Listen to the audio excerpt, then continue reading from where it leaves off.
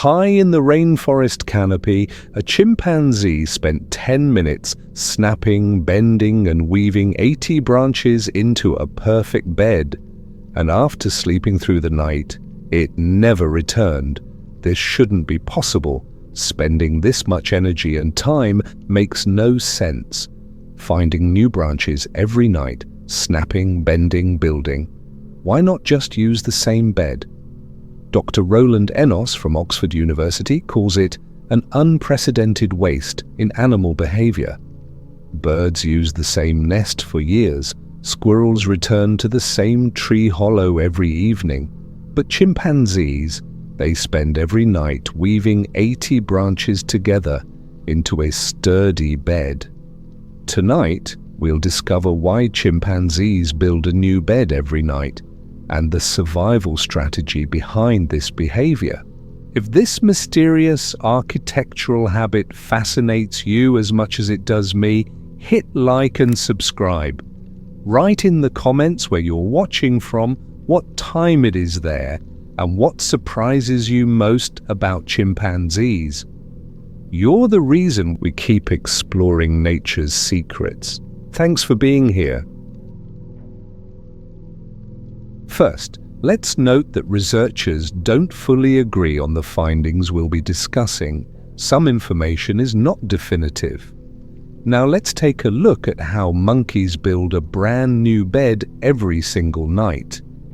The sun's last golden rays are fading between the forest canopy. A chimpanzee finds the perfect branch to sleep on.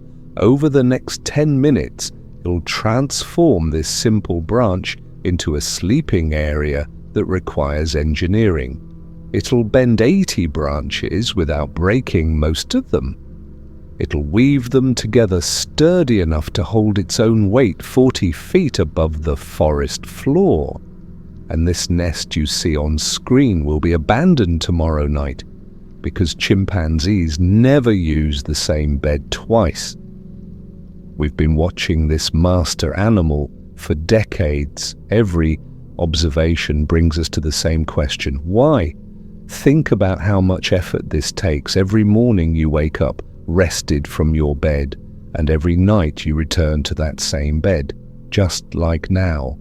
Sheets are clean. Bed is familiar. Now imagine destroying that bed every morning and building a new one from scratch every evening with 10 minutes of intense effort. So what could be the reason? The first idea that came to researchers' minds was that this might be health-related, because when chimpanzees wake up in the morning, they relieve themselves outward from their nests. If they return to the same nest every day, the floor would become unusable over time. But this only explains a small part of the matter. Chimpanzees make these nests in the forest canopy, 30 to 60 feet high from the ground, about 10 to 20 meters. As we speak, they take only 10 minutes to build. When you consider structures made in such a short time and not reused, explaining the behavior solely by hygiene falls short. To understand this behavior, let's look at how the nests are made. So how do chimpanzees build these structures? Construction starts by bending and breaking branches and interlocking them to form a circular foundation. Then, smaller branches are packed in to create a solid but comfortable sleeping area. This building process happens similarly across all nest-building chimpanzees. The large branches forming the foundation get bent but rarely broken. The wood stays alive, still connected to the tree. Then, smaller leafy branches are placed in the gaps to create a soft bedding layer. We can observe the precision required. A branch too thick won't bend enough. One too thin won't carry the weight. The nest-building chimpanzee evaluates each material as it works and constantly adjusts the structure based on how it feels under its hands and feet. Young chimpanzees start practicing around 3 years old. these first attempts are ridiculously inadequate. The structures are usually too small and the weave isn't tight enough.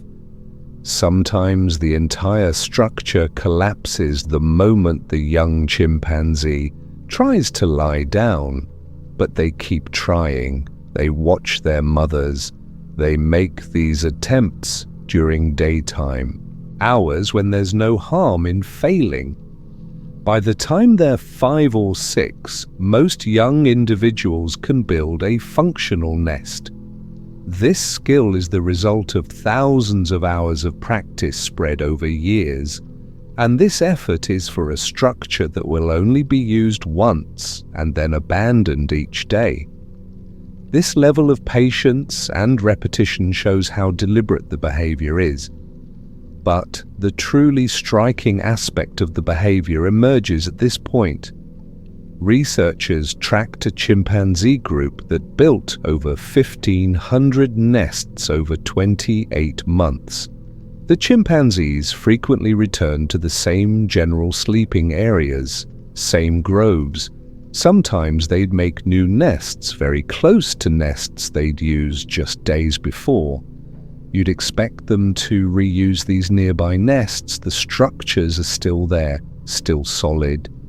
Plus, chimpanzees travel less than a mile on average per day, so they don't go very far from the previous nest, they don't go very far from the previous night's nest. But still they choose not to reuse the nest. They rarely sleep in the same nest twice. One reason for this behavior can be hygiene, as we said. Abandoned nests quickly fill with harmful organisms. Within hours, insects arrive. Small creatures settle between the leaves. Over time, microbes start breaking down these plant parts. Also, chimpanzees might leave parasites that are on them in the nest after getting up, and these can infect the next individual using the nest. Or after the chimpanzee leaves the nest, insects or microorganisms might settle there. In this state, the nest becomes unusable, no comfort, no hygiene. So making a nest every night serves multiple purposes. It provides a clean sleeping area. It reduces contact with parasites accumulating in old nests. It also offers the chance to rest in a new location where disease risk might be lower. But when we examine tree selection, the story becomes even more complex. In a study covering about 1,800 nests examined in a wildlife reserve, researchers found something striking. Over 73% of all nests were built in a single tree species, ironwood. This is strange because ironwood makes up less than 10% of available trees.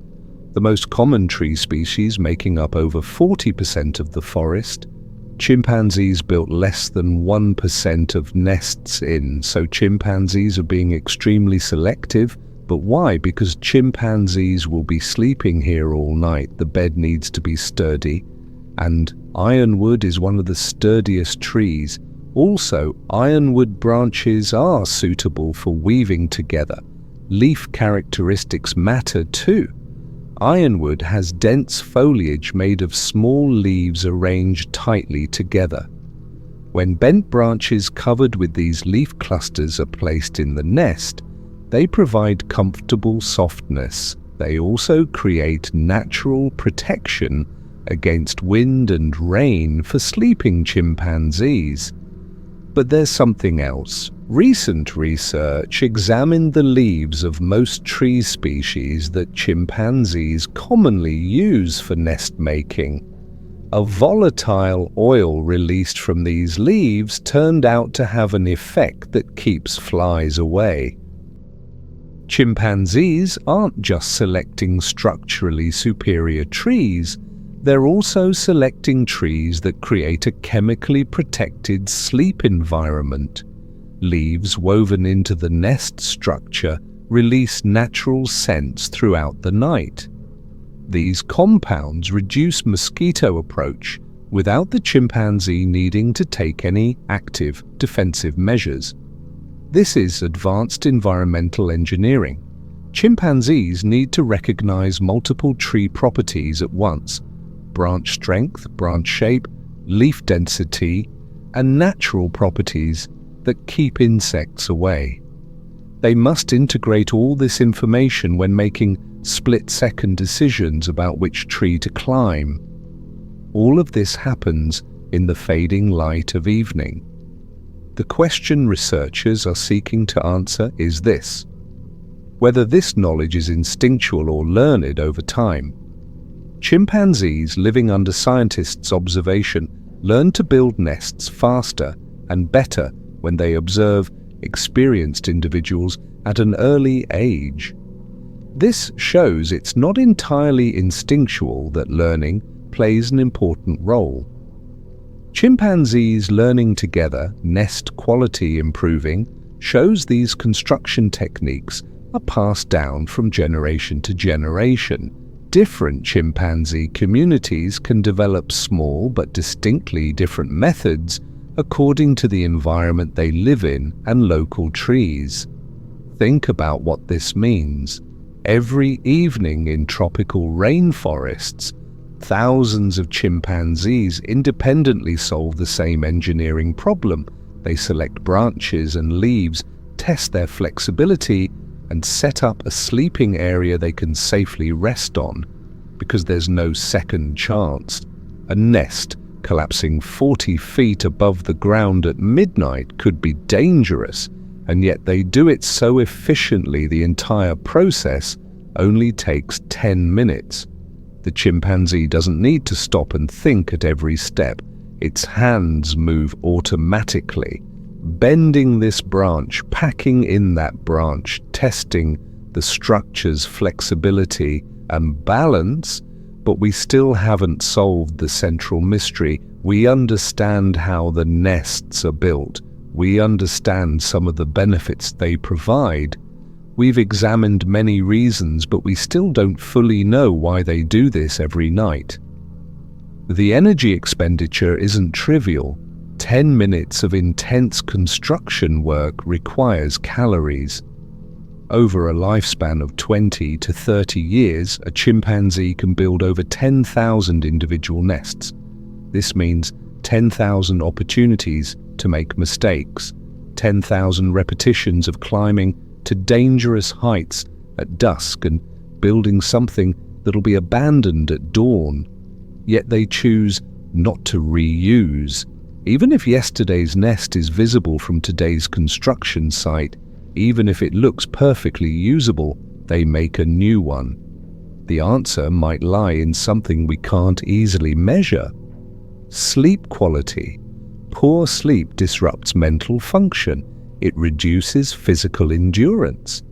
In an environment where you need to remember complex social relationships, find scattered food sources, and avoid predators, even a small drop in sleep quality can have serious survival consequences. A fresh nest made with clean materials in a new location selected based on that day's conditions provides much better sleep compared to an old, worn-out nest. A few minutes of effort spent in the evening pays off abundantly as deeper and more restful rest. The chimpanzee falling into deep sleep in a freshly made nest wakes to a new day with the dawn. With rested mind and body, it now has a completely different task before it. Finding enough food to survive, this daily renewed search in the forest canopy is a longer journey. Chapter 2. The sun slowly rises above the forest canopy. A chimpanzee opens its eyes in the nest it built the previous evening. It stretches, it yawns. The forest is waking around it with bird calls and rustling leaves. Within minutes, it'll begin the same calm routine it's followed for years. In nature, chimpanzees spend most of their days searching for food. They're constantly on the move, trying to find new food sources, They regularly return to places where they've found food. They remember them. This pattern shapes their entire days. Slow, systematic searching, silent movement from tree to tree. We've tracked these journeys over hundreds of days. Every day they cover thousands of meters to find food. Each chimpanzee has specific foods it prefers, but generally they eat fruit. Female chimpanzees prefer fig trees more, but these trees are found farther from their living areas. Still, they leave their nests early and cover long distances to reach them. This planning happens before they even leave the nest. They wake up knowing exactly where breakfast is and how long it'll take to get there. Think about your own morning routine. You wake up, you know where the kitchen is, you know what's in the fridge. You don't need to search every room of your house to find food. The chimpanzee's morning is similar. The difference is its kitchen might be kilometers away through dense forest. It climbs down from the nest. It moves its hands and feet without thinking, out of habit. Even if it can't see branches in the dim light before dawn, it finds places to grip. When it reaches the forest floor, it starts walking. This journey isn't random. It moves toward a specific target. The first tree it visits isn't bearing fruit. This doesn't surprise it. It checked 3 days ago and the fruits were still green. It just confirmed what it already suspected. Nothing ripe yet, it continues on its way. The second tree is more promising. Figs, small but ripening. It climbs into the forest canopy and tastes one. Too bitter, not ready. It'll come back in 2 or 3 days. The mental map updates. This tree moves from check soon to check in 3 days. By mid-morning, it's traveled nearly 2 kilometers, a 0.2 miles. It's visited 6 trees, it's fed from 3. Young leaves from 1, unripe fruit from the others. None of these were its preferred foods. They were available, they provided calories, but they weren't what it was looking for. Chimpanzees need larger fruits to feed themselves. Larger fruit means more calories. That's what chimpanzees are looking for. Finding the highest quality food while spending minimum time and energy. This is where the behavior gets interesting. Researchers analyzed over 1,000 nest locations and compared them with information about where fruits were ripening in the forest. Despite habitat differences, foraging strategies were intriguingly similar both between groups and between sexes. Chimpanzees preferred closer and previously unused feeding areas. This doesn't mean going to completely new regions. Chimpanzees head to previously unvisited trees within areas they already use frequently. Being close makes sense. Walking consumes energy.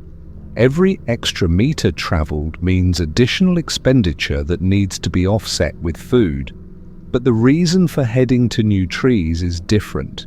Food may have already been depleted in recently visited places, so why return to areas that haven't recovered yet?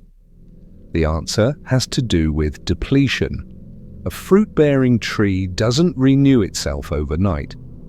If you ate most of the ripe figs yesterday, returning today will leave you hungry.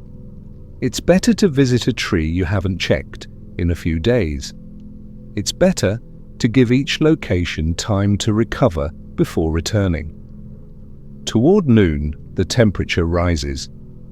The forest canopy is hot. At this time, the chimpanzee finds a shaded branch and rests. This isn't wasted time. Digestion requires stillness. The leaves it ate this morning are being digested. The energy they provide will fuel the afternoon journey. It grooms itself. It picks through its fur. It removes small parasites. The rhythm is slow and regular, no rush. The afternoon fruit patches will still be there in an hour. The surrounding forest is similarly quiet. Midday heat slows everything down. Birds rest. Other chimpanzees nap in nearby trees. The constant movement of morning has paused. Energy is being conserved. In the silence, a slight movement catches the eye at the top of a distant tree. Thin branches are swaying. There, in the topmost branches, toucans live. Those giant beaks look impossible, so big they should prevent flight, but they don't. In our next video, we'll discover how nature's most illogical seeming design works perfectly. Now let's return to the chimpanzee. Chimpanzees feed more on leaves in the evening hours compared to morning. The reason is that the nutritional value of leaves increases as the day progresses. Digestible substances and energy-providing components in leaves rise noticeably toward evening compared to morning. The forest's chemistry changes throughout the day. As photosynthesis progresses, leaves become sweeter. It knows this, not consciously, not through study. By eating the same species at different times for years and noticing subtle differences in taste and energy, sweet leaves are better in the evenings, so it saves them for evening. In the late afternoon hours, it's traveled another kilometer. The daily total is approaching 4 kilometers. For humans, this distance isn't considered long, but it's also covered vertical distances, 30 feet up into a tree, down to the ground, 40 feet up into another tree. The cumulative climbing contributes significantly to the energy cost, but still, what consumes the most energy is horizontal movement. Chimpanzees spend 10 times more energy on terrestrial movement compared to vertical climbing. Despite this, it doesn't look tired. The pace has been steady but never hurried. It's rested when needed. It's fed enough to cover the energy it's burned. The day's foraging has been successful not because it found a single giant fruit tree, but because it efficiently harvested from many small sources. As evening approaches, it focuses on finding those sweet leaves. Saplings close to the forest floor, it feeds slowly, stripping leaves from small branches in an orderly manner. The taste has changed from morning, sweeter, more energy-dense. It was worth waiting. This is the day's last feeding. Not the biggest, but still important. These calories will last it through the night, will be enough to build its nest, will provide energy for tomorrow morning's journey before finding breakfast. The light is fading. It starts looking for a suitable nest tree. Tomorrow morning it'll wake up in a different place. Its mental map will update. The fruit it found but didn't finish today will be tomorrow's first meal. Trees it checked and saw weren't ripe will move to the check again later category. The cycle will continue. The day's journey is complete.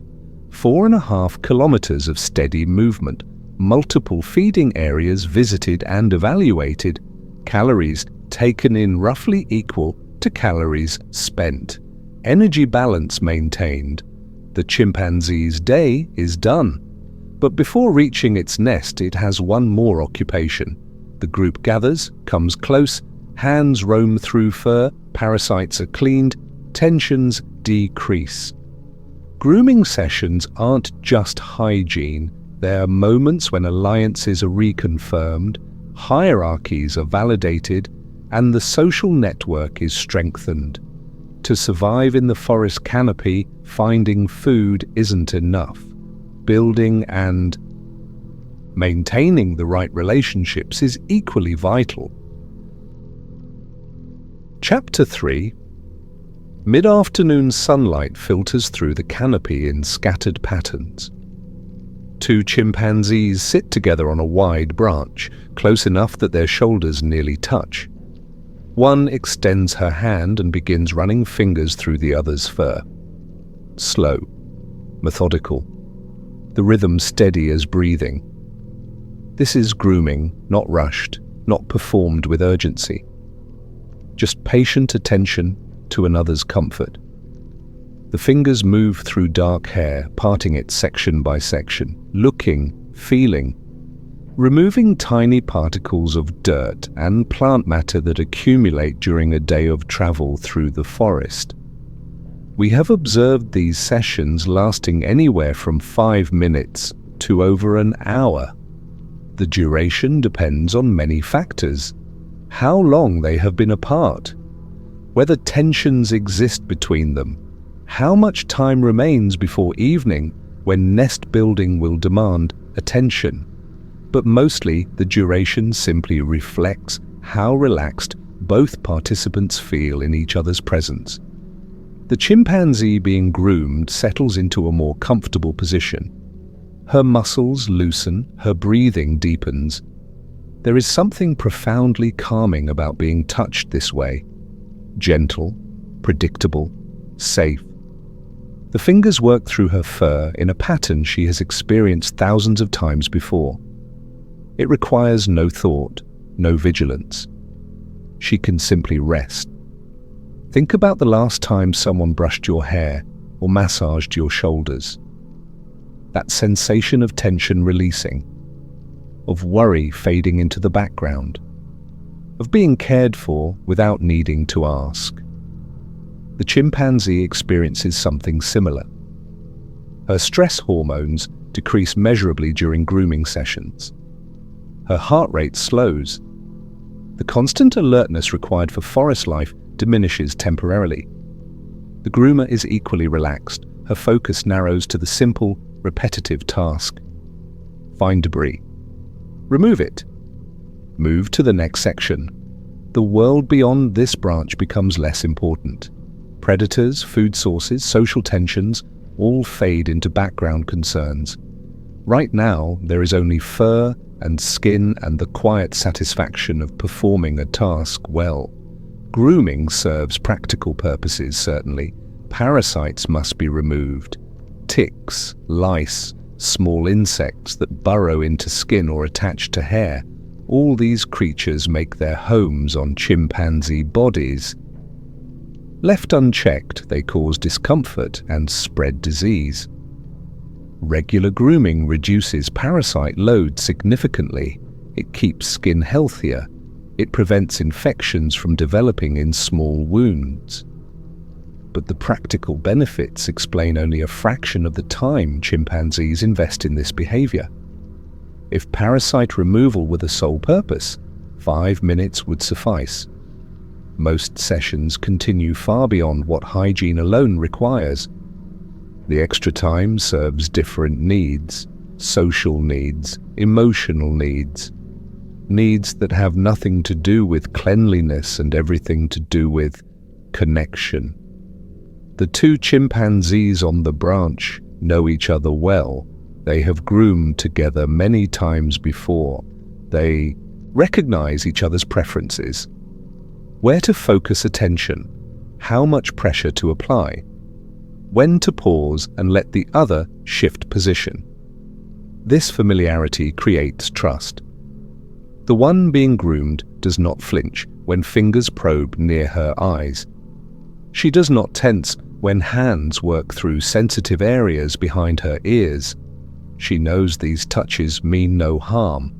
Trust is not automatic in chimpanzee society. It develops slowly through repeated positive interactions. Grooming is one of the primary ways trust builds. Each session reinforces the message: I care about your comfort. I will not hurt you. You can relax in my presence.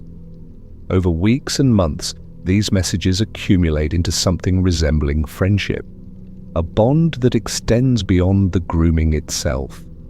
Researchers have documented grooming patterns across entire communities, tracking who grooms whom and for how long. The patterns reveal social structure. Chimpanzees groom up the hierarchy, spending more time grooming higher-ranking individuals than those below them in status. But they also groom peers. They groom family members. They groom individuals they rarely interact with otherwise, maintaining weak connections that might prove useful later. The calculation is not conscious. The chimpanzee does not think, "I will groom this individual for strategic advantage." But the pattern exists nonetheless. Grooming becomes a form of social currency. Time invested in another's comfort creates a subtle debt, not a debt that must be repaid immediately or in equal measure, but a debt that shifts the relationship nonetheless. The groomed individual is more likely to tolerate the groomer's presence near food, more likely to support the groomer in future conflicts, more likely to groom back eventually. The reciprocity is not immediate. One chimpanzee might groom another for 30 minutes without receiving grooming in return. Days might pass before the roles reverse, but over weeks and months, the time each invests in the other tends toward balance. Those who groom frequently tend to be groomed frequently. Those who rarely groom receive little grooming. The social ledger balances over time. But not all grooming follows this pattern. Some sessions occur without any expectation of return. A mother grooming her infant. An adult consoling a distressed youngster. These acts of care do not balance. They flow in one direction, motivated by relationship rather than exchange. A juvenile chimpanzee approaches the grooming pair. She sits nearby, watching, waiting. Eventually, the groomer glances at her, then returns attention to her current partner. The juvenile waits longer, patient. After several minutes, the groomer shifts slightly, creating space, an invitation. The juvenile moves closer and begins grooming the chimpanzee who had been grooming. Now 3 individuals sit together in a chain, one grooming, one being groomed and simultaneously grooming a third, one receiving grooming. These polyadic sessions are less common than 2 individual grooming, but serve important functions. They allow multiple relationships to be maintained simultaneously.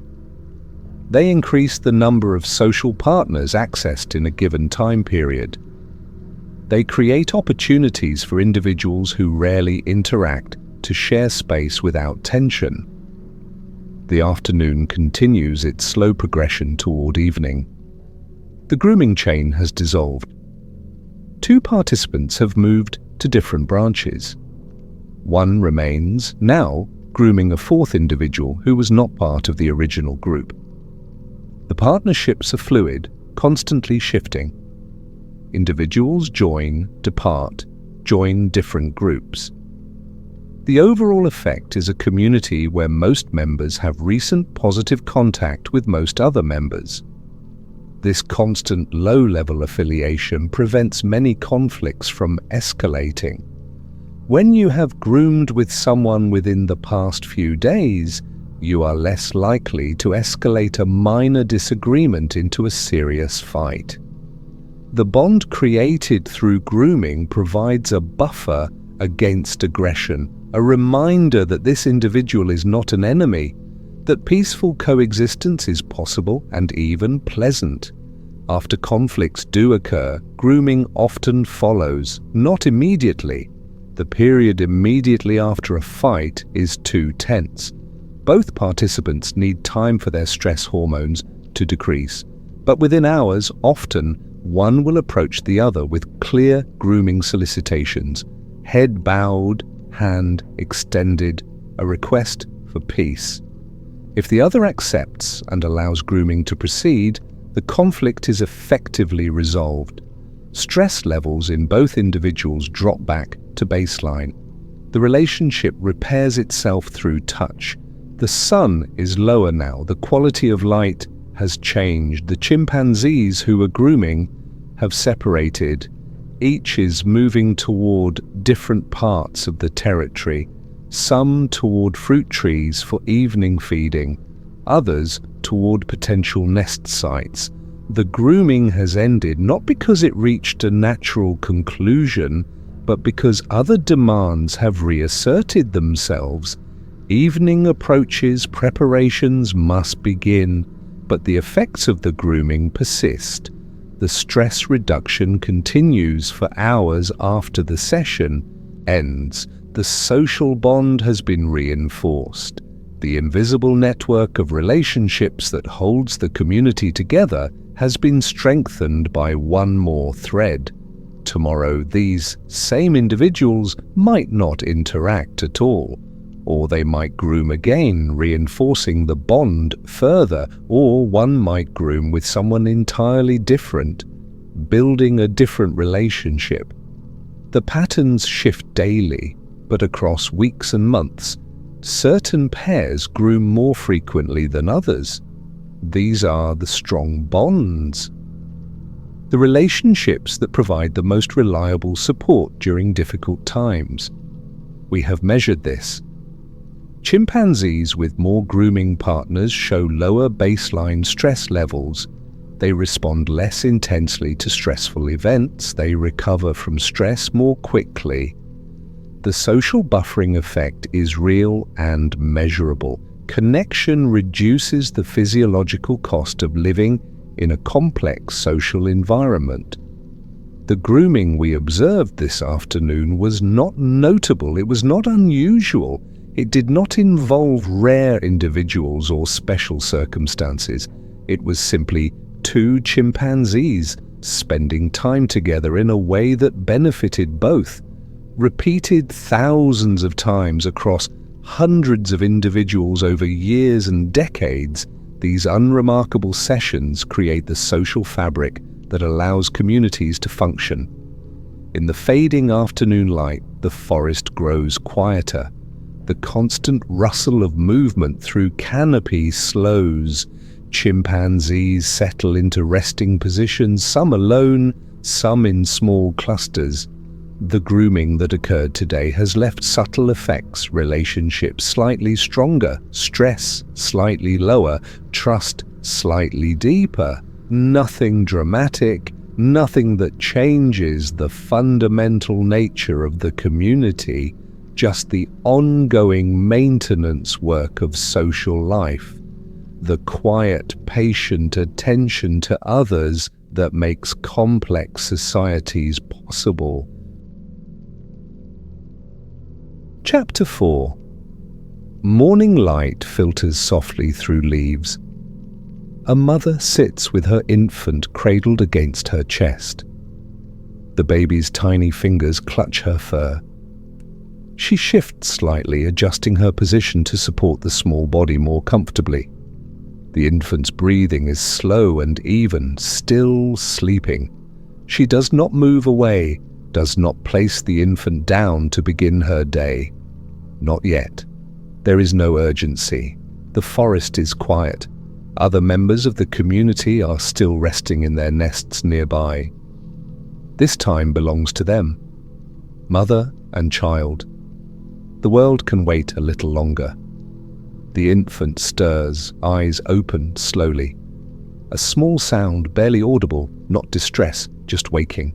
The mother's hand moves instinctively to support the baby's back, gentle, reassuring. The infant settles again, blinking at the dappled sunlight above.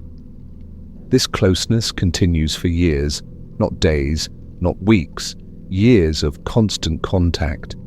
The infant rides on her back when she travels, clings to her chest when she rests, sleeps curled against her warmth each night. The physical connection is unbroken. Wherever she goes, the infant goes. Whatever she does, the infant observes. She climbs down from the nest with slow, deliberate movements. The infant's grip tightens automatically with each shift in position. No conscious thought required. The small hands know to hold on. The small body knows to adjust its weight as she moves. They have practiced this together every day since birth. The coordination is seamless now. On the forest floor, she begins moving toward a fruiting tree. The infant watches everything, her hands selecting branches, her feet finding stable footing, her eyes scanning the canopy for food. This is not teaching in any formal sense. She does not demonstrate specifically for the infant's benefit. She simply lives her life and the infant watches. When she begins eating, the infant reaches toward the fruit, tiny fingers grasping. She does not pull away or protect her food. She allows the infant to take a piece. The infant brings it to its mouth, tasting. This is how learning happens, through proximity, through observation, through being allowed to try. The fruit is unfamiliar to the infant, a type not encountered before. The infant hesitates, looking at the mother. She continues eating, calm and unhurried. The infant tastes again, more confidently this time. If mother eats it, it must be safe. The logic is simple, unspoken, but reliable. By midday, they rest together in the shade. The infant lies across her lap.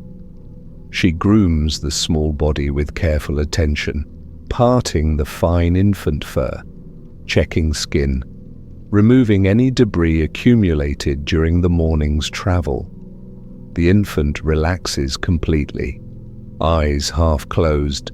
The rhythm of the grooming is soothing, familiar, safe. Other chimpanzees pass nearby. The infant watches them with interest. A juvenile approaches, curious about the baby. The mother does not react with alarm. She knows this individual has groomed with them before. The juvenile sits at a respectful distance, watching. The infant reaches one hand toward the juvenile. An invitation to play, perhaps, or simply acknowledgement of their presence. The juvenile moves slightly closer, extends a finger. The infant grasps it. A moment of connection.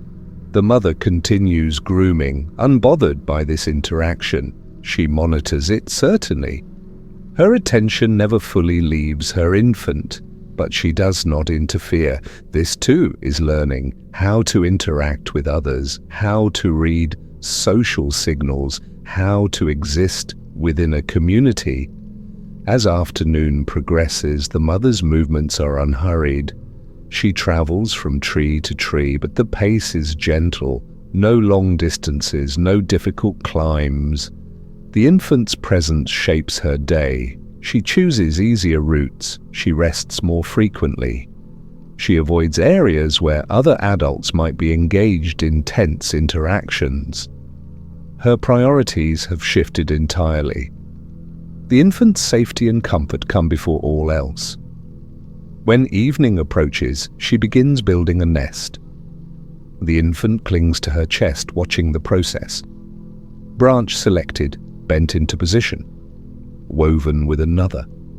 Smaller twigs tucked into gaps. The platform takes shape beneath her skilled hands. The infant observes every movement, not trying to help, just watching, absorbing. When the nest is complete, she settles into it with the infant still pressed against her. The small body fits perfectly in the curve of her arm. She adjusts leaves around them both, creating a more cushioned surface. The infant yawns. The day has been long. So much to see, so much to learn. Now, rest. She lies still as the infant falls asleep, the tiny chest rising and falling against her own, the small hands still gripping her fur, even in sleep. This is her world now, this small dependent creature that requires her constant presence, that trusts her completely, that learns from every moment spent together. The bond is not something she chose consciously. It simply exists, as natural as breathing, as necessary as food. The infant needs her for survival. She provides. The infant seeks comfort. She offers it. The infant wants to learn. She allows observation. There is no complexity to it, no calculation, just response to need, immediate, instinctive, complete. Nearby, another mother rests with her own infant, older than this one, perhaps 3 years. Old enough to move independently for short periods, but still returning frequently to mother's side, still seeking contact, still nursing occasionally. The separation is gradual, years in the making, not forced, not rushed, just slowly unfolding as the infant's confidence and independence grow. The young chimpanzee from earlier, the juvenile who touched the infant's hand, is an example of this natural progression. Once completely dependent on mother. Now, spending most of the day exploring, playing with peers, testing skills, but still sleeping near mother's nest, still grooming with her regularly, still connected though in different ways. This extended dependency serves purposes beyond mere survival. The infant learns complex social rules through years of observation, which individuals to approach, which to avoid, how to read body language, how to navigate hierarchies, how to maintain relationships. These lessons cannot be rushed. They require time, patience, countless hours of simply being present while life unfolds. The mother's breathing has deepened. She, too, is falling asleep, the infant secure in her arms, the nest sturdy beneath them both, the forest darkening around them as night settles over the canopy. Tomorrow will bring more of the same, more traveling, more feeding, more learning, more quiet moments of connection. This is motherhood in the forest, not dramatic, not punctuated by major events. Just the steady, patient work of keeping a small creature alive and teaching it, through proximity and example, everything it needs to know, day after day, year after year, until one day the young chimpanzee will be ready, not to leave entirely. The bond will persist throughout both their lives, but ready to spend more time apart, to build their own skills, to form their own relationships. But that day is far in the future. For now, there is just this.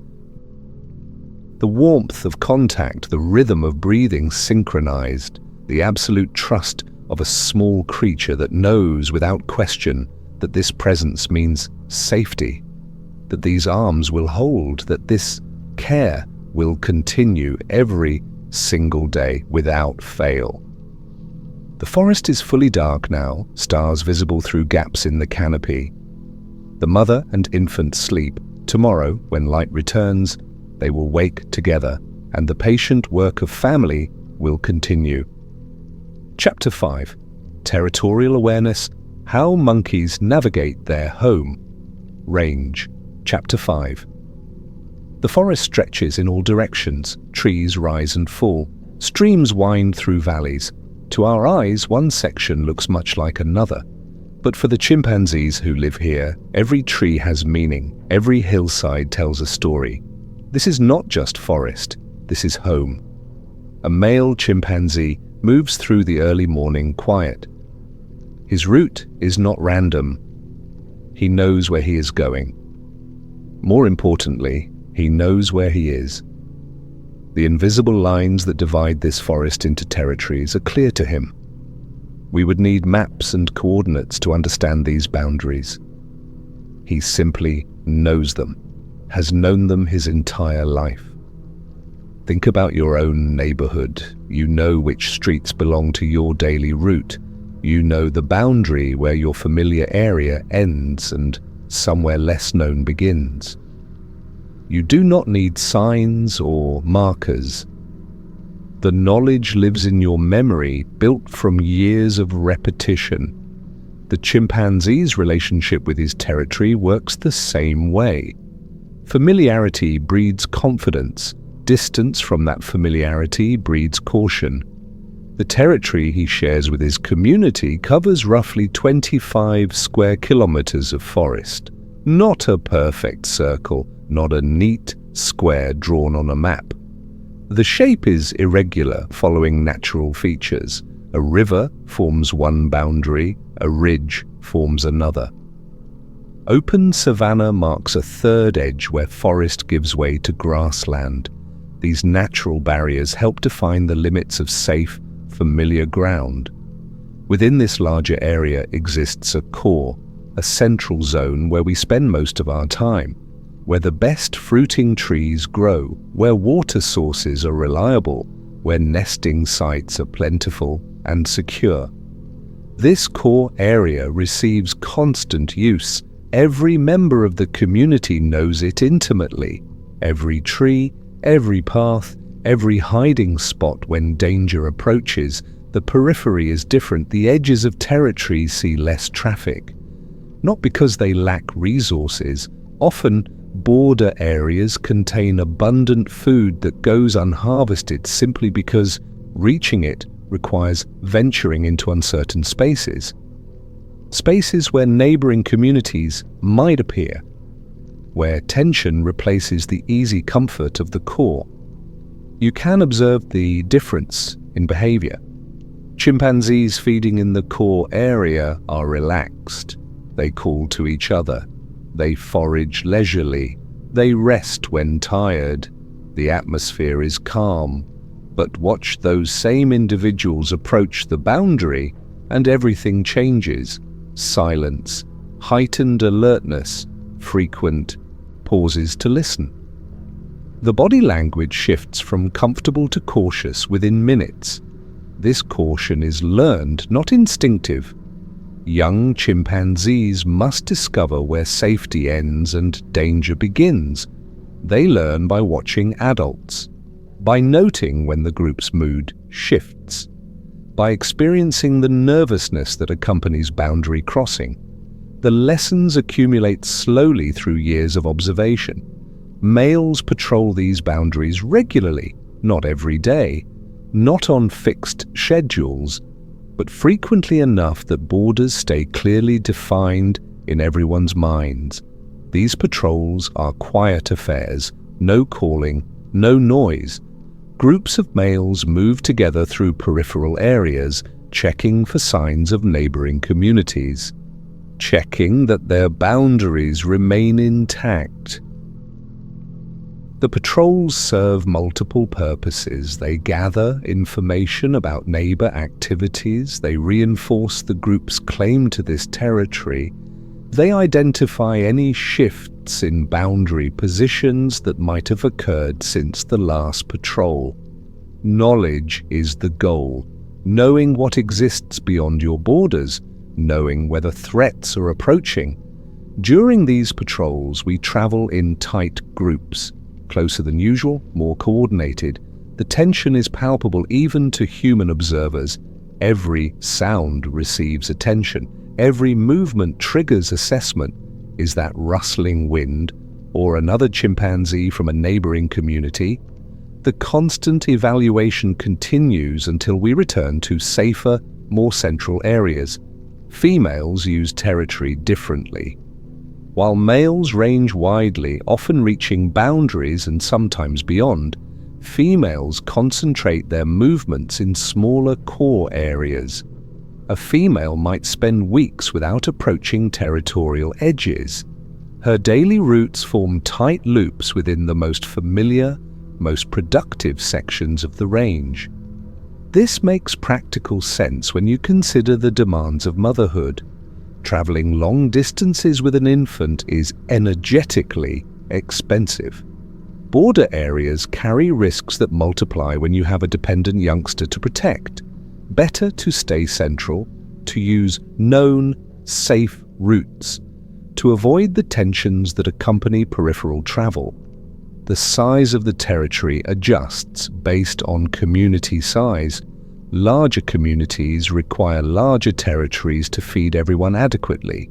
Smaller communities can sustain themselves on less space. But the relationship is not perfectly linear. A community of 40 individuals does not need exactly twice the territory of a community of 20. Resource distribution matters more than simple numbers. In forests, where fruiting trees grow densely, territories can be relatively compact, perhaps 15 to 20 square kilometers. Everyone has access to sufficient food without traveling excessive distances. But in savanna habitats, where resources spread out across wider areas, territories expand dramatically. Some communities range across 100 or even 200 square kilometers of mixed woodland and grassland. Seasonal changes affect how we use our territory. During abundant seasons, when fruit ripens everywhere, the community spreads out. Small groups forage independently across the entire range. There is no competition for resources, no need to cluster tightly around limited food sources. We relax our spacing, use peripheral areas more confidently. But when scarcity arrives, behavior changes. The community contracts toward core areas where the most reliable food sources exist. Peripheral areas see even less use than normal. Why risk tension with neighbors when the core provides enough? The territory effectively shrinks during these periods, not in official boundaries, but in actual usage patterns. The boundaries themselves remain somewhat flexible. Adjacent communities share overlapping edges where both groups occasionally venture. These overlap zones are not neutral ground. They are contested spaces where tension runs high. Encounters in overlap areas can be peaceful, both groups simply avoiding each other. But they can also escalate if one group significantly outnumbers the other. We remember these encounters. The memory of where tensions occurred shapes future route planning. A section of forest where we met neighbors aggressively last month becomes a section we avoid this month. The mental map updates constantly based on recent experience. Dangerous areas get mentally flagged. Safe corridors receive preference. This continuous updating requires remarkable spatial memory. Consider the complexity. You must remember not just physical geography, but temporal patterns. Which fruiting trees are currently productive? Where neighbors were spotted recently? Which paths led to successful foraging yesterday? Which areas felt tense last week? All this information layers together into a constantly shifting understanding of your world. Navigation within this known territory happens almost automatically. We do not consciously plan every movement. The knowledge is deeper than that. We simply move toward areas that will likely provide what we need. Food when hungry, water when thirsty, safe nesting sites when evening approaches. The forest guides us through familiarity rather than conscious mapping. But this familiarity takes years to develop. Young chimpanzees begin learning their territory from their mothers. They travel where she travels. They feed where she feeds. They rest where she rests. Through repetition, the landscape becomes familiar. Through observation, they learn which areas are safe and which require caution. By adolescence, they have absorbed enormous amounts of spatial knowledge. They know hundreds of individual trees. They recognize seasonal patterns in fruit production. They understand where water flows during dry periods. They have internalized the invisible boundaries that define their world.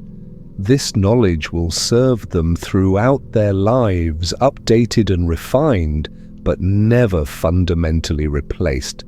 The territory is not just geography, it is identity, it is security, it is the known world surrounded by the unknown. Within these boundaries, we operate with confidence. We know where resources exist. We know where dangers lurk. We know who belongs and who does not.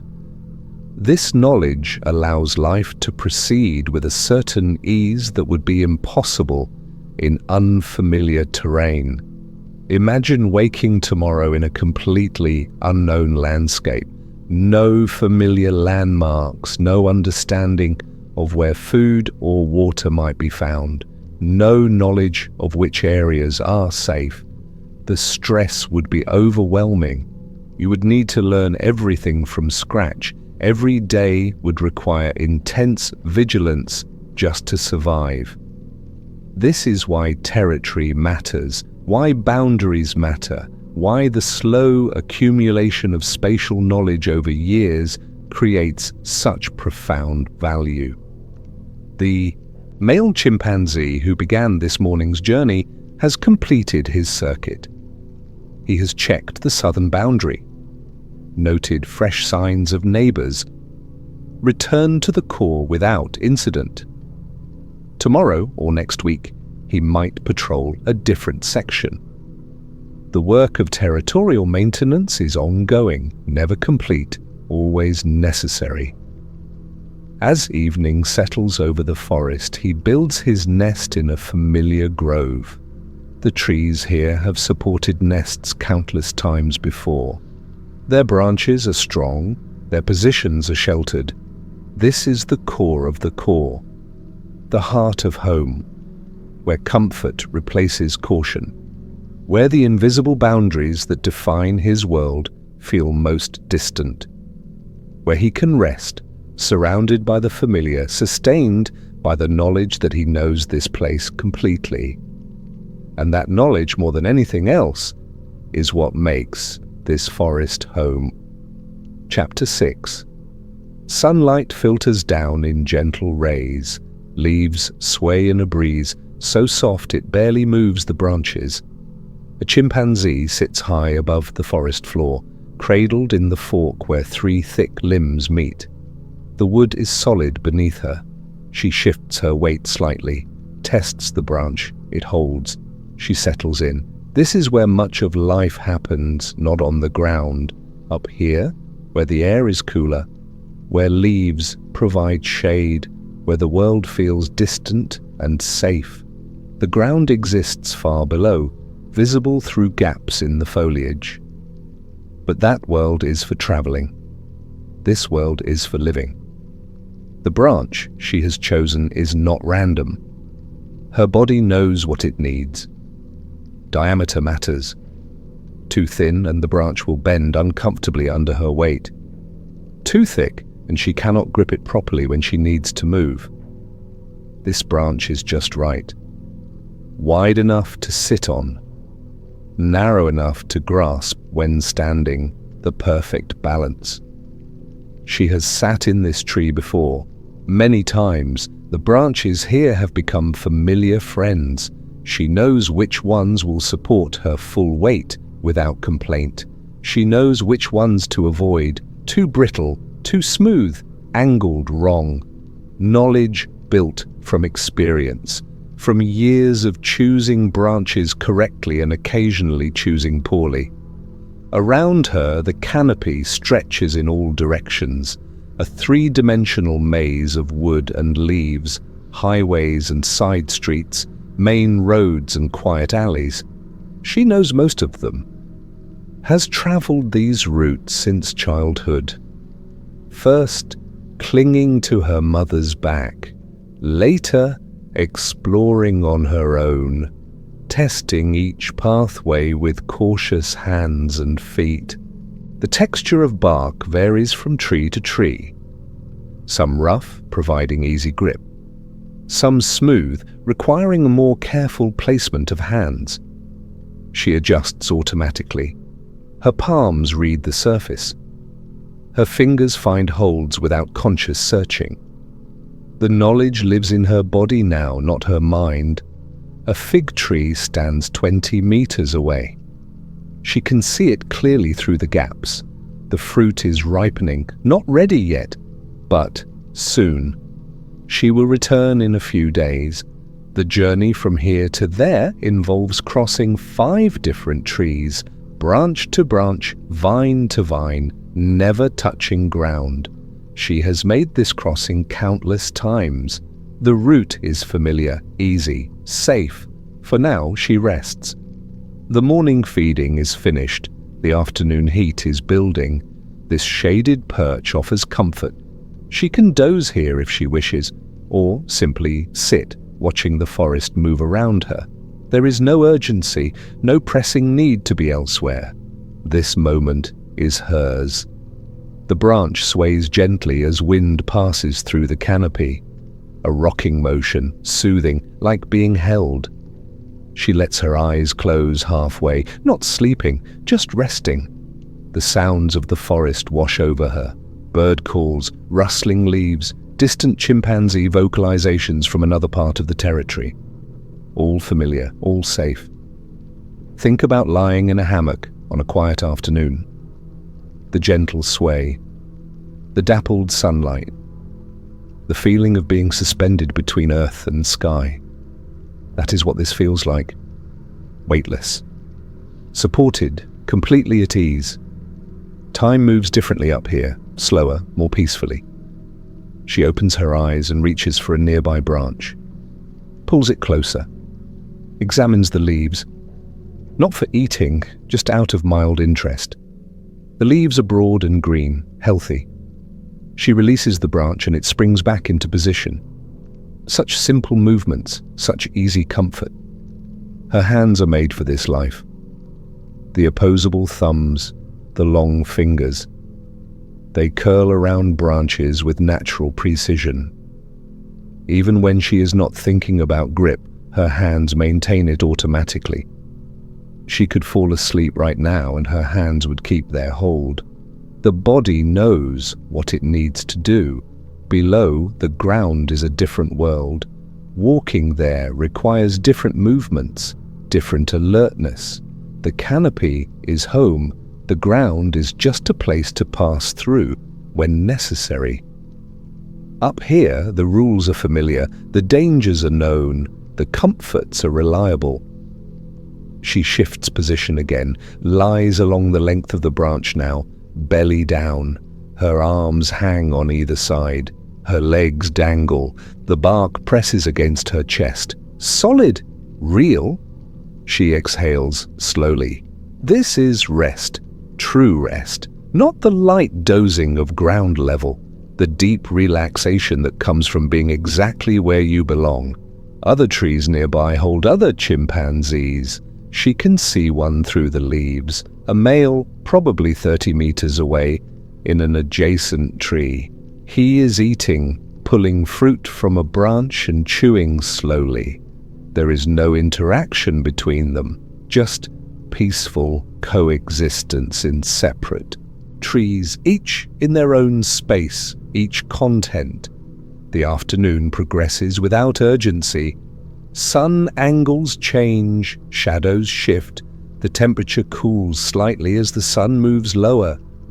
She remains in her tree, sometimes sitting, sometimes lying, sometimes reaching for nearby branches to examine leaves or check for insects, but mostly just being, just existing in this space that holds her so completely. The choice of resting trees follows patterns she cannot articulate. Some trees feel right, others do not. The right trees have sturdy main branches, good leaf cover, comfortable perches at multiple heights. The wrong trees have features she cannot quite name. They just feel wrong, so she avoids them. Chooses others. Trusts the feeling her body gives her. As evening approaches, she will need to think about nest building, but that time is still distant. For now, there is just this. The slow afternoon, the gentle swaying, the perfect branch that holds her weight without complaint, the canopy that surrounds her like a cocoon, the life lived among leaves and wood and filtered sunlight. She dozes, not deeply, just resting with eyes closed. The forest continues around her, Birds pass, wind moves through leaves. Somewhere distant, rain might be falling. But here, in this moment, in this tree, everything is still, everything is calm, everything is exactly as it should be. When we think about forest life, we imagine action, movement, the search for food, the social interactions. But much of life is actually this: quiet rest in familiar trees, weight supported by chosen branches, time passing without event, just the simple peace of being held by the forest, of knowing every branch within reach, of trusting the wood beneath you, of letting time drift past like the slow movement of clouds above the canopy. She breathes, the branch breathes with her, they are connected. Tree and chimpanzee, wood and flesh, both part of this place, both belonging. The afternoon stretches on, unhurried, gentle, safe. And somewhere in that stillness, in that perfect balance between alertness and rest, is everything needed for contentment. The evening will come eventually, but not yet. There is still time, still this perfect moment of rest, still the branch and the tree and the gentle afternoon light, still the complete safety of knowing exactly where you are and trusting that place entirely. This is life in the canopy. Not exciting, not dramatic, just quietly, perfectly, peacefully right. She opens her eyes and looks at her hands. They rest on the branch, relaxed but ready. These hands have held countless branches, climbed countless trees, built countless nests. They know this work. They do it without her needing to think. Automatic, natural, right. A butterfly passes through her field of vision, bright orange against the green leaves. She watches it float away. No urgency to follow, no need to interact, just observation. The butterfly disappears into the foliage. She returns her gaze to the branch beneath her hands. Returns to stillness. Time is different up here. On the ground, there are destinations, reasons to move, goals to reach. But in the canopy, during these afternoon resting periods, there is only now. Only this branch. Only this moment of complete peace. The forest holds her. The branch supports her. The leaves shade her. Everything else can wait. She will move again when the time is right. Will travel to find evening food. Will build tonight's nest. Will interact with others in her community. But those activities belong to the future. This moment belongs to rest, to the simple pleasure of existing in a tree that knows her weight. In a forest that has always been home, the branch beneath her has held generations of chimpanzees, will hold generations more. It is strong, patient, reliable, like all good resting branches should be. She trusts it completely, allows her full weight to settle, allows her muscles to relax entirely, allows herself to simply be held. And in that being held, in that complete trust, is everything that makes this life possible.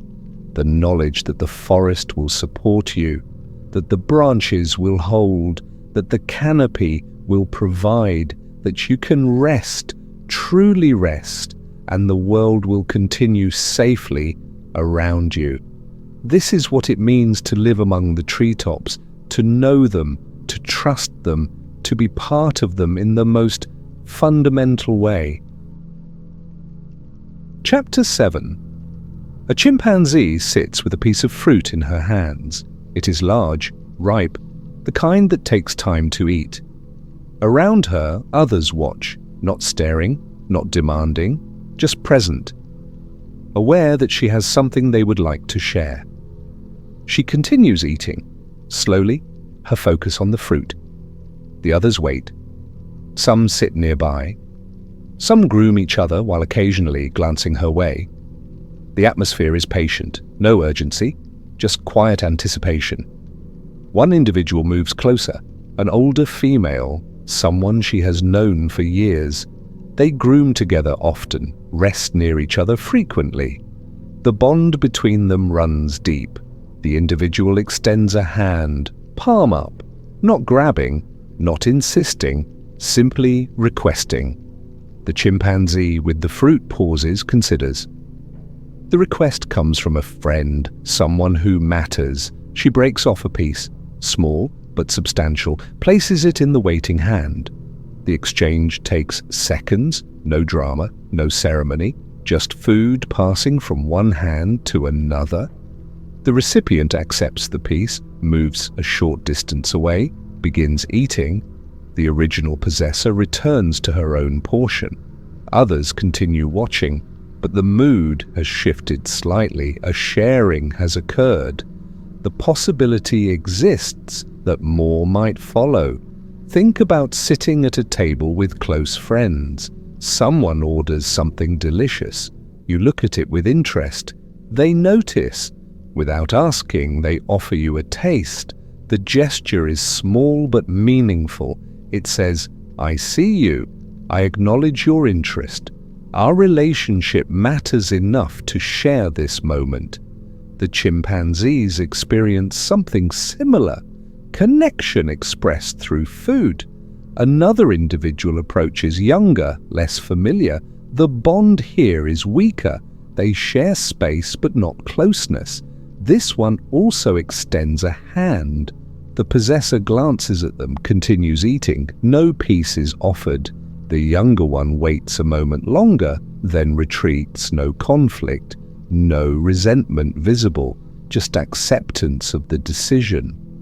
The rules of food sharing are not written. They exist in the fabric of relationships. Who you share with reveals who matters to you. Close friends receive more. Casual acquaintances receive less or nothing. The food becomes a language for expressing social bonds. A third individual arrives. This one does not wait politely, moves directly toward the food, reaches for it. The possessor shifts her body, turns away slightly, protects the fruit with her arms. The message is clear: no. The approaching individual persists, reaches again. The possessor makes a soft sound, not quite a threat, more a firm statement. The persistent one finally backs off. Harassment sometimes succeeds in obtaining food, but not with this possessor, not today. She has decided who receives shares and who does not. The harasser was not on that list.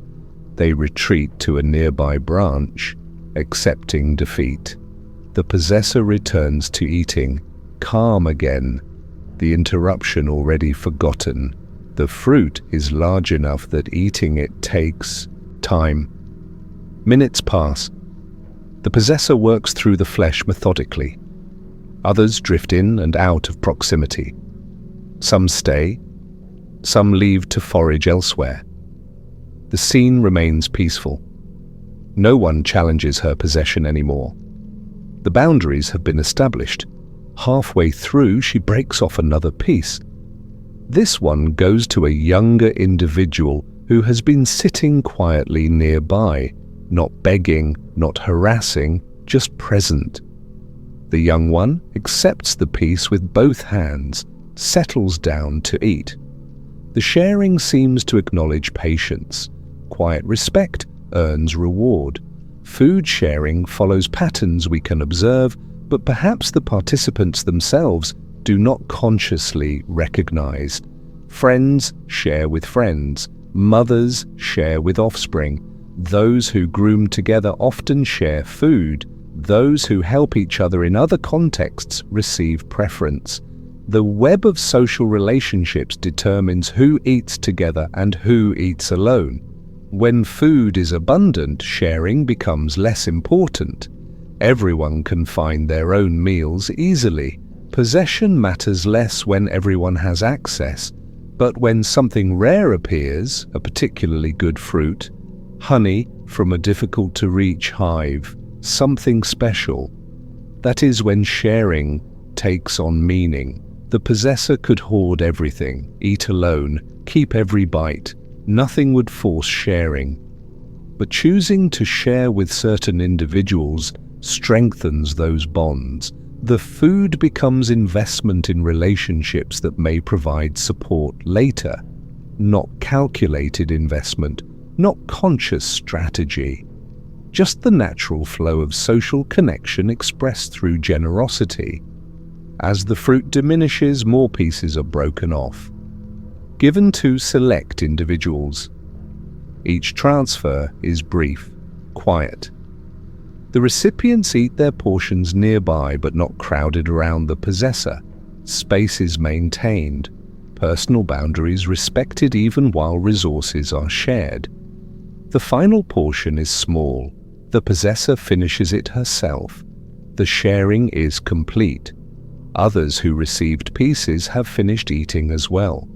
The group begins to disperse, some to rest, some to search for their own food. The moment of communal eating has passed. Individuals return to independent activities. But something subtle has shifted. The bonds between those who shared have been reinforced. The possessor demonstrated generosity to those she values. The recipients experienced the benefit of those relationships. Tomorrow or next week or next month, similar exchanges will occur. Different individuals will hold the prized food. Different decisions about sharing will be made, but the pattern will remain. A mother sits with her young infant. She is eating leaves, simple food, nothing special. But the infant watches her mouth, reaches toward what she is eating.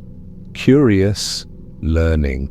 The mother allows the infant to take a piece from her hand, even though the infant could easily find the same leaves nearby. The sharing is not about scarcity.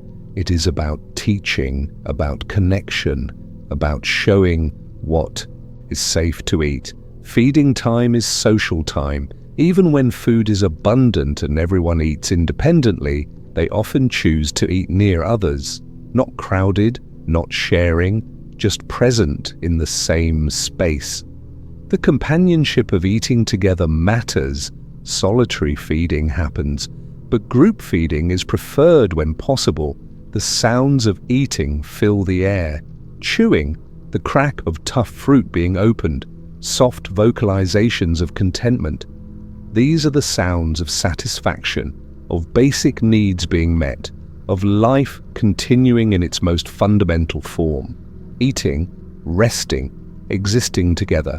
Younger chimpanzees watch older ones during feeding. They learn not just what to eat, but how to eat it. Which parts are best, how to open difficult foods. The watching is quiet, patient.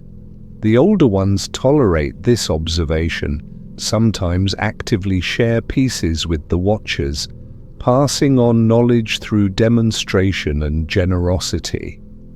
When evening approaches and nests are being built, bellies are full.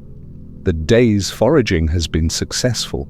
Food has been found, shared when appropriate, eaten in companionship with others. These daily feeding rituals are not dramatic, not memorable individually, but accumulated over years they form the texture of social life. The chimpanzee who shared her fruit earlier now rests in a tree, her hunger satisfied, the social obligations of sharing completed to her satisfaction. She chose well who received portions. Those selections reflected her current relationships. Tomorrow those relationships will be slightly stronger because of her choices today. This is how community is maintained, not through grand gestures, through small, repeated acts of consideration, food shared with friends, patience shown to those who wait politely, boundaries maintained with those who push too hard. Every feeding session reinforces the social order, reminds everyone of their place in the network of relationships. As darkness settles over the forest, the day's meals are finished, nests are occupied, individuals rest with full stomachs, some near those they shared food with, some alone, all part of the same community held together by countless small interactions, food given and received, companionship offered and accepted, the quiet daily work of being social creatures who eat together and apart in patterns as old as the forest itself. The night is silent except for occasional shifts in the nests. Full bellies make sleep deeper, easier. The work of finding food will begin again with sunrise, more foraging, more decisions about when to share and when to keep, more quiet reinforcement of the social bonds that make survival easier. But for now, there is only rest, the contentment that comes after eating well, after being part of a group, after another day lived according to patterns established over generations. Sleep comes gently to those whose basic needs have been met and whose social world remains stable. Tomorrow will bring its own meals. Chapter 8. The day is ending. Light fades slowly from the canopy. A chimpanzee lifts her head, looks around. The search for tonight's sleeping place begins, not rushed, not frantic, just a gentle shift from daytime activities to evening preparations. She moves through familiar trees, considering, evaluating. Each tree whispers a different answer to the same question. Will you hold me safely through the night? Some trees she passes without pause, too exposed, too open, the branches visible from the ground below. She continues moving, searching for something that feels right, something that promises shelter. Think about choosing where to sleep in your own home. You want a place that feels safe, protected, comfortable. The chimpanzee wants the same things. Her search is instinctive but not random. She knows what she needs. A tree appears ahead, tall, dense with leaves. She pauses, considers, begins to climb. The trunk is solid under her hands, the bark familiar. She has nested in this tree before, many times. It has never failed her. Higher now, 30 feet, 40. She stops at a place where 3 large branches meet, the perfect height. High enough that the ground feels distant, low enough that the climb tomorrow morning will not be difficult. This spot feels right. She settles onto a branch, tests its strength. The wood barely bends under her weight. Good. Sturdy, reliable. She looks around at the surrounding branches. Enough material here to build a proper nest. Dense leaves to provide cover. The positioning feels secure. But something makes her hesitate. A breeze, perhaps. Or a sound from below. Or just a feeling that this spot, though good, is not quite perfect. She descends. The search continues. Evening deepens. Other chimpanzees are settling into their own chosen locations. She can hear the soft sounds of nest building beginning in nearby trees. But she has not yet found her place, not yet found the spot that calls to her. Another tree. This one stands near a gentle slope. The land falls away on one side. This changes the effective height. A nest built here sits higher above the actual ground than the same nest would in a flat area. More distance from whatever walks below at night. She climbs again, slower this time, testing each branch before committing her weight. The tree is old, strong, the branches thick and weathered. They have supported many nests before, will support many more. A place presents itself, where 4 branches spread from the main trunk, the spacing perfect for a nest. She sits, lets her body relax into the natural cradle formed by the wood. Yes, this feels right. This is where she will sleep. The building begins, but there is no hurry. The movements are practiced, automatic. Branch pulled close, bent into position, woven with another, the rhythm steady as breathing, each piece finding its place in the growing platform. The light continues fading, but her hands know this work, can perform it in growing darkness without error. Bend, weave, test, adjust. The nest takes shape beneath her, solid, comfortable, safe.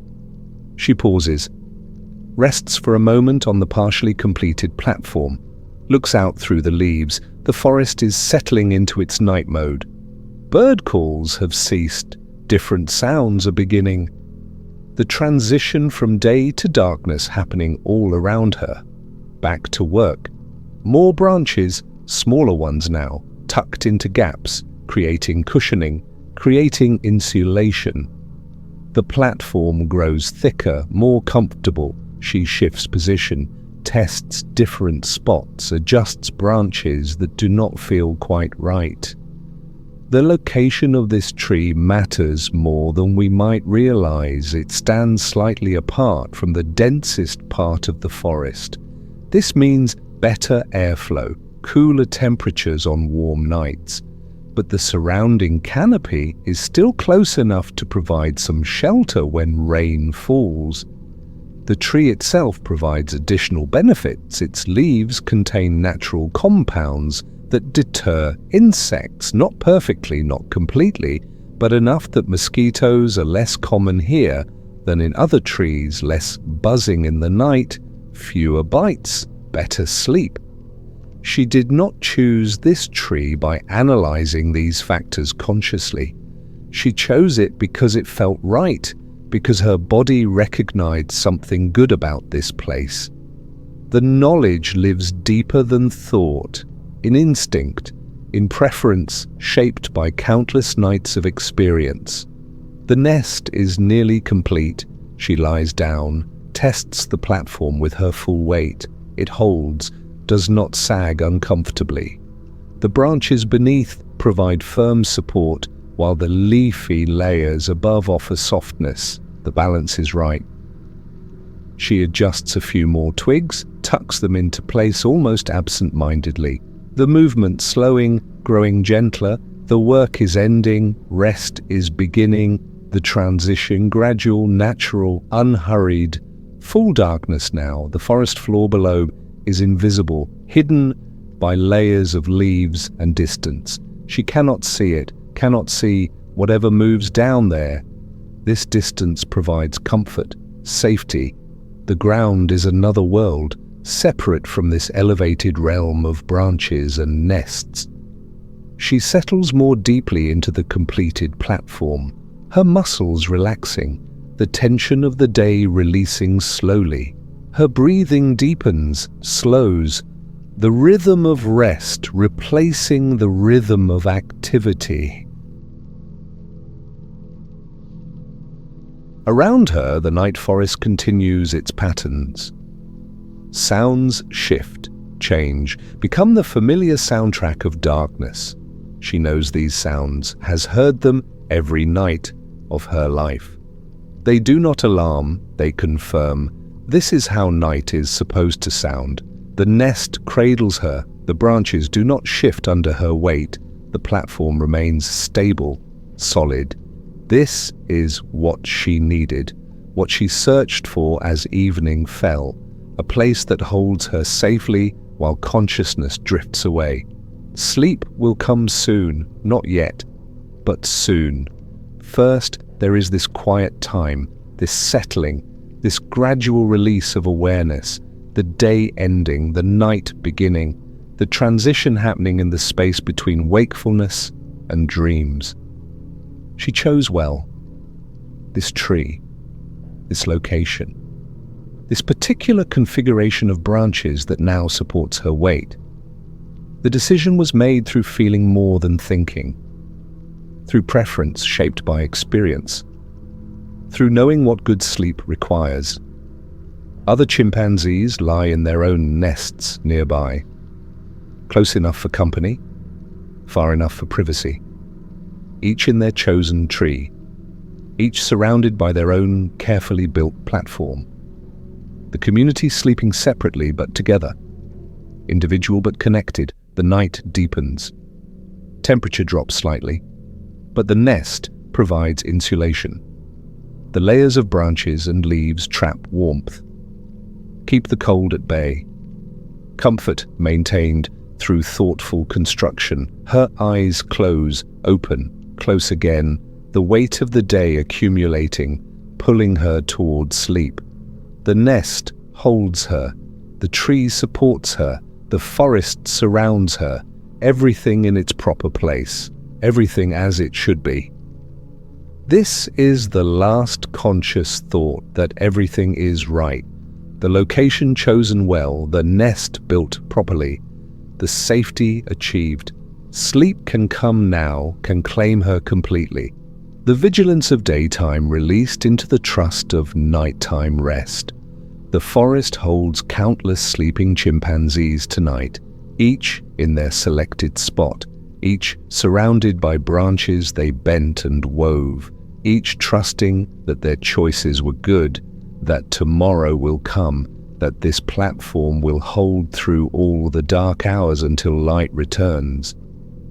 She sleeps deeply, peacefully, the kind of sleep that only comes from knowing you are exactly where you need to be, in a place chosen carefully, built with skill, tested and trusted, the body at rest, the mind quiet, the night passing in its ancient rhythm. And when morning comes, when the first light filters through leaves, when consciousness returns slowly and gently, this nest will be abandoned. She will descend, will begin a new day, will search again tomorrow evening for another tree, another location, another perfect spot for rest.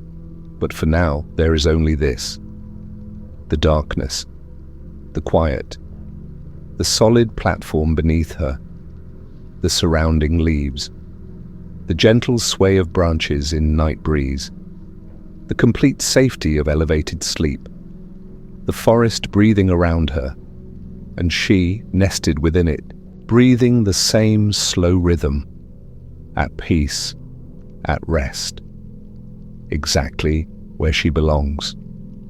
Chapter 9.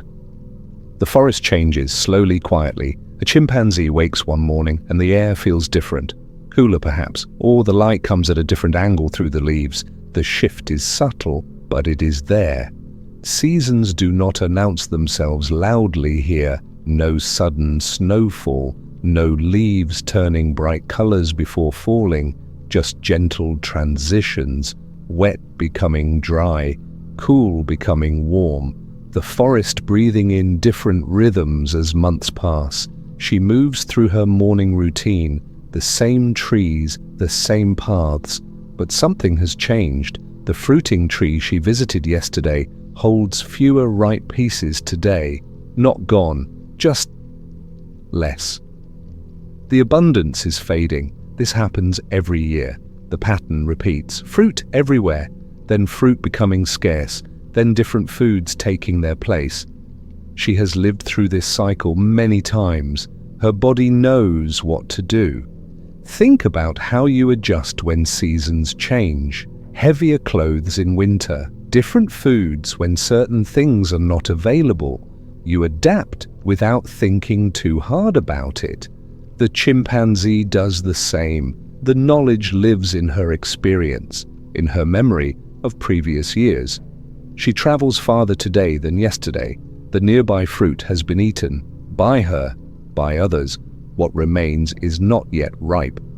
So she walks, climbs, searches in areas she has not visited recently.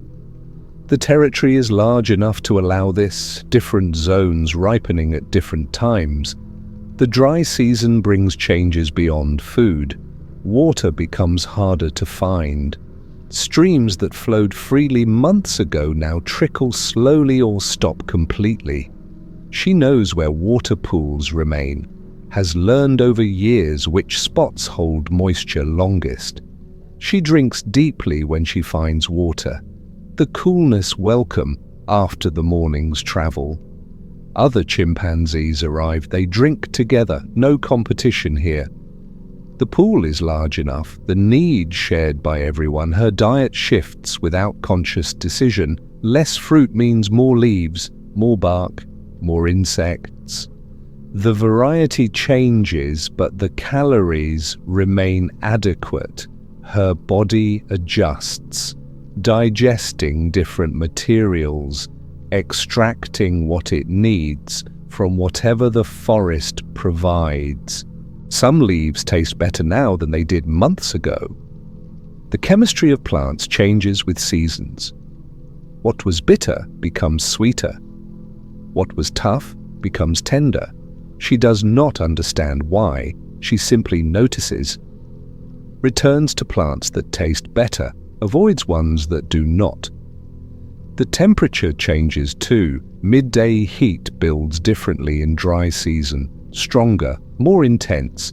She seeks shade more frequently, rests during the hottest hours, saves energy for cooler morning and evening periods. Her nest building adjusts. In wet season, she chooses locations that offer some protection from rain, higher in trees, under denser canopy. But in dry season, she might select more open spots, where breezes can cool her through warm nights. The patterns are not rigid, not rules she follows, just preferences that shift with conditions. Her comfort guiding her choices, the forest teaching her through years of experience what works and what does not. Other members of her community adapt similarly. You can see it in how group movements change. In wet season, they might stay closer together, travel shorter distances. In dry season, they spread out more, cover more ground, find resources that are more scattered. She watches the young ones learning these patterns. They do not understand yet why certain foods are eaten more in certain months, why travel distances vary, but they watch, they follow, they absorb the knowledge that will guide them through decades of seasonal shifts. The forest itself changes appearance. In wet months, everything is lush, green, growing. In dry months, some trees lose leaves. The canopy thins. More light reaches the ground. The whole environment feels different, looks different, sounds different. Bird calls change. Some species present in wet season disappear in dry season. Others arrive. The soundtrack of the forest shifts. She does not think about this consciously, but some part of her registers the change, knows what each pattern of sounds means about the season. Insects vary too. More mosquitoes in wet season, more biting flies in certain months. She adjusts where she rests, chooses trees that naturally repel insects during peak months. Knowledge passed down through generations, young ones learning which trees provide better sleep. Energy conservation becomes more important in lean months. When food requires more searching, movement becomes more deliberate, less playing, more focused foraging. Rest periods lengthen, the body's wisdom allocating resources carefully. But this is not starvation, not crisis, just adjustment. The forest provides throughout the year, just in different forms, different locations. Her flexibility allows her to flow with these changes, to remain healthy through every season. She remembers harder times, years when dry season lasted longer, when fruit scarcity was more severe. Those years required greater adaptation, more creativity in finding food, but she survived them, learned from them, became better at reading subtle signs of where food might be. The wet season will return. It always does. The cycle continuing endlessly.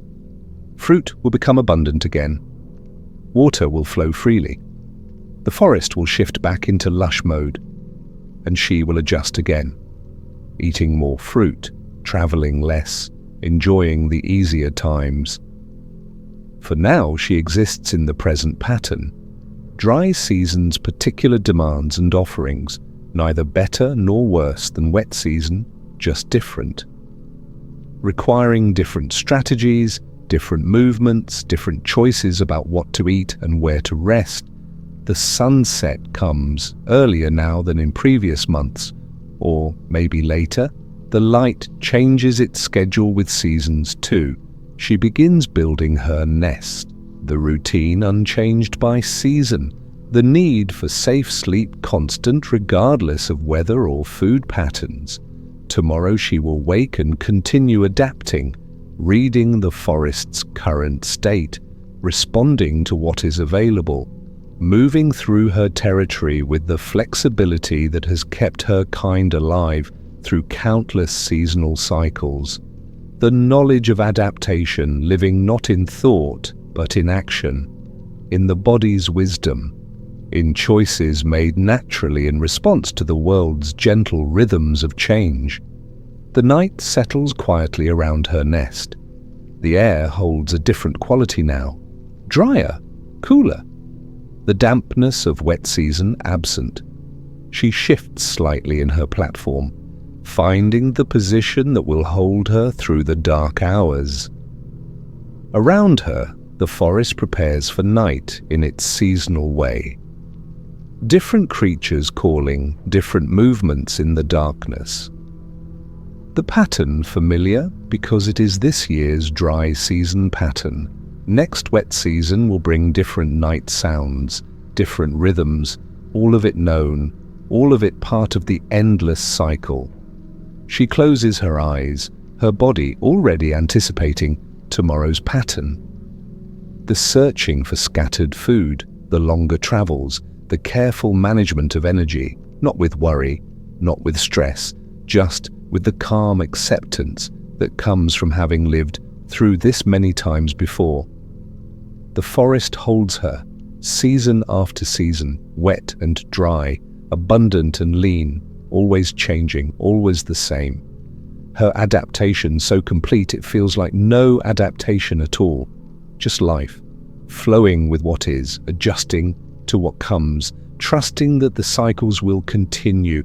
That knowledge accumulated over years will guide her through whatever changes tomorrow brings. Sleep comes easily, deep, restful, the kind of sleep that only comes from being exactly where you belong, in tune with your world, adapted to its rhythms, part of its endless, patient dance through seasons and years.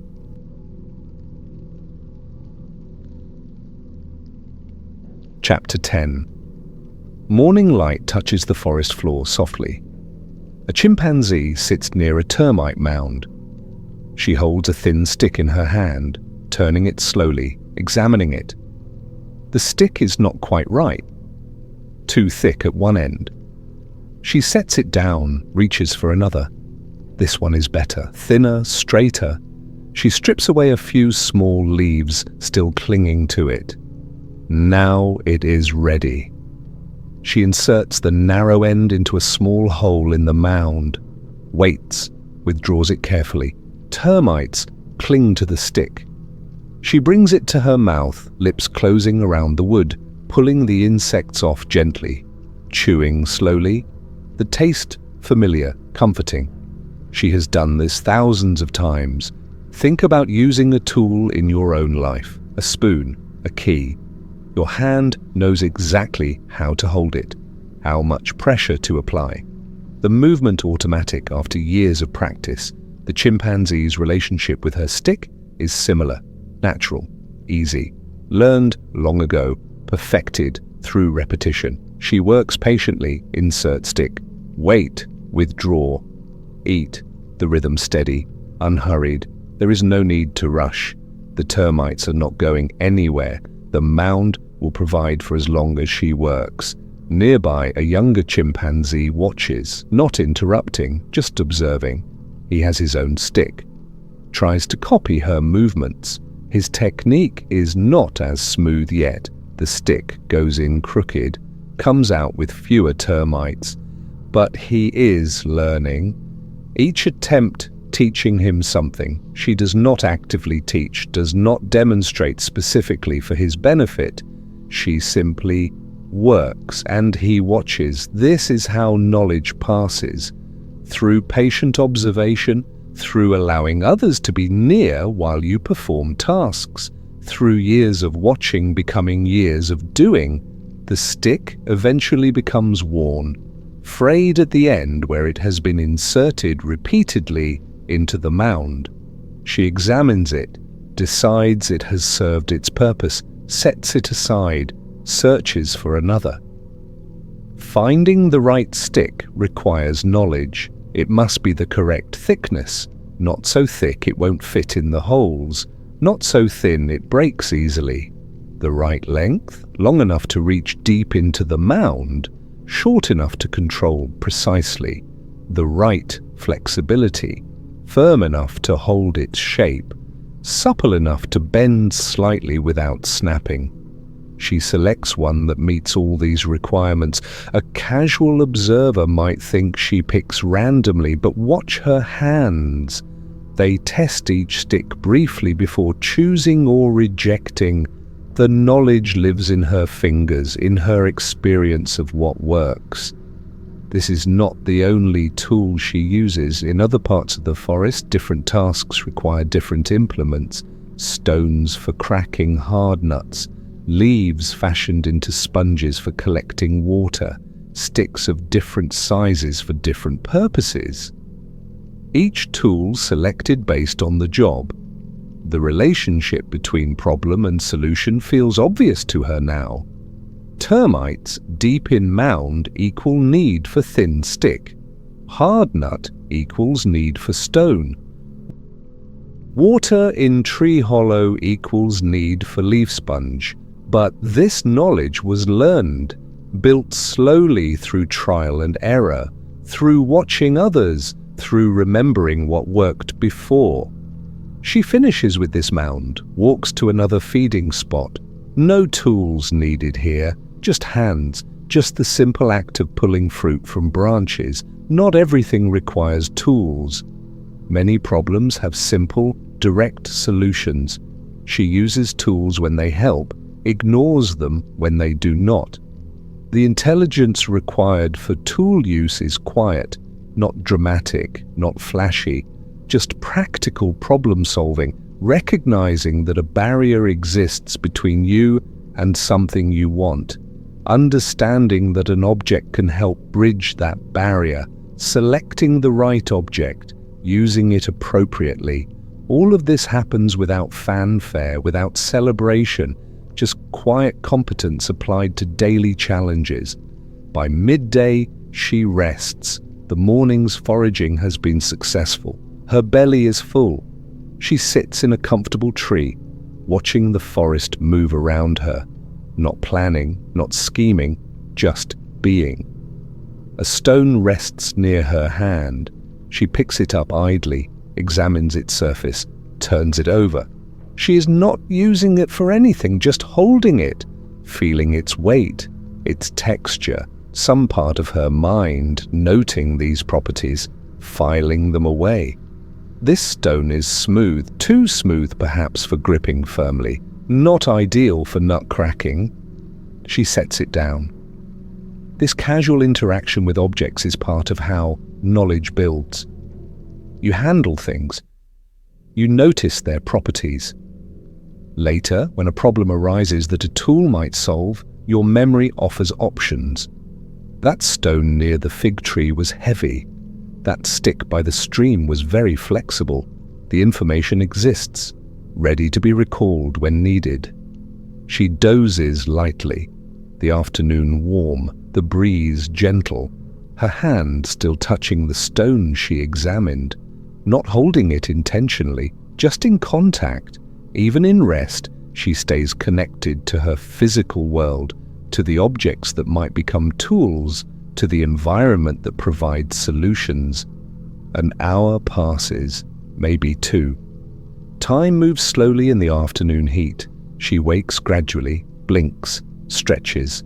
The stone rolls away from her hand, falls to the branch below with a soft thud. She watches it settle. then looks away, onto other things. Evening approaches. She moves through the forest toward a favorite nesting area, passes a fallen log, notices a particular type of vine growing nearby. She has used this vine before. It is strong. Good for certain tasks. She does not need it now, but she notes its location, remembers it is here. The forest is a catalogue of resources, each remembered location a potential solution to future problems.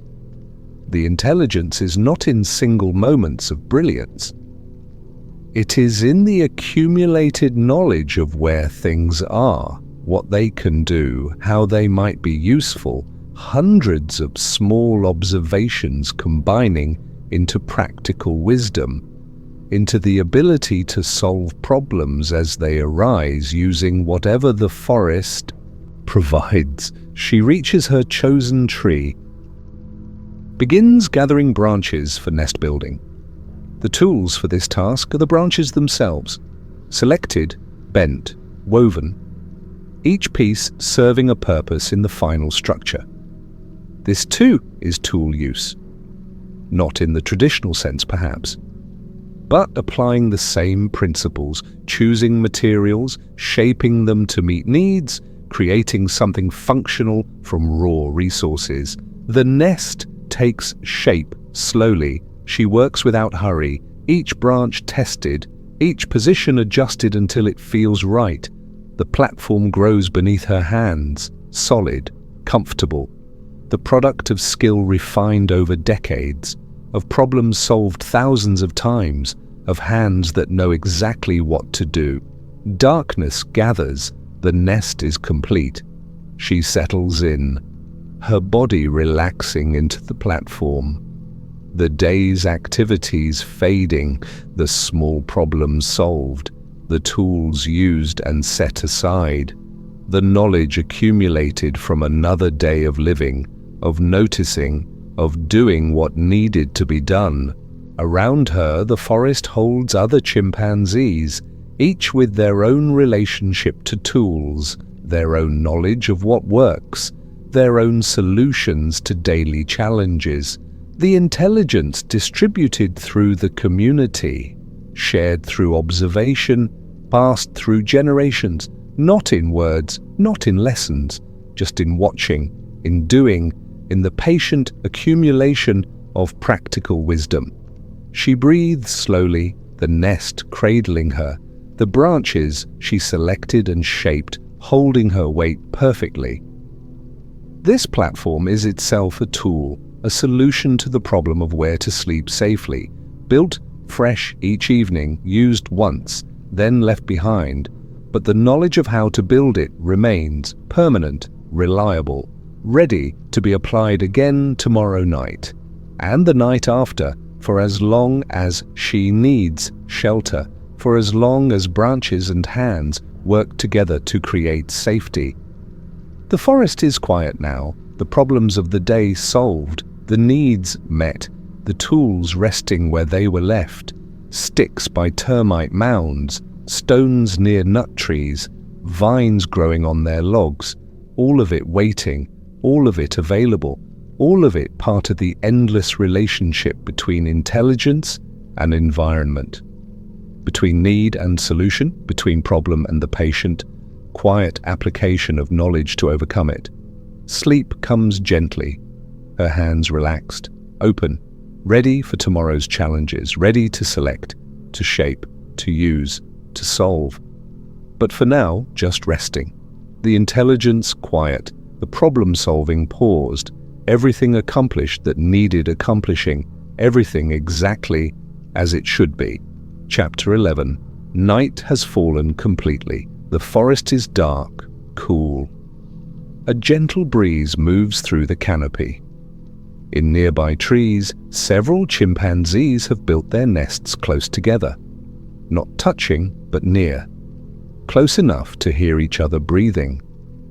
A mother lies with her infant pressed against her chest.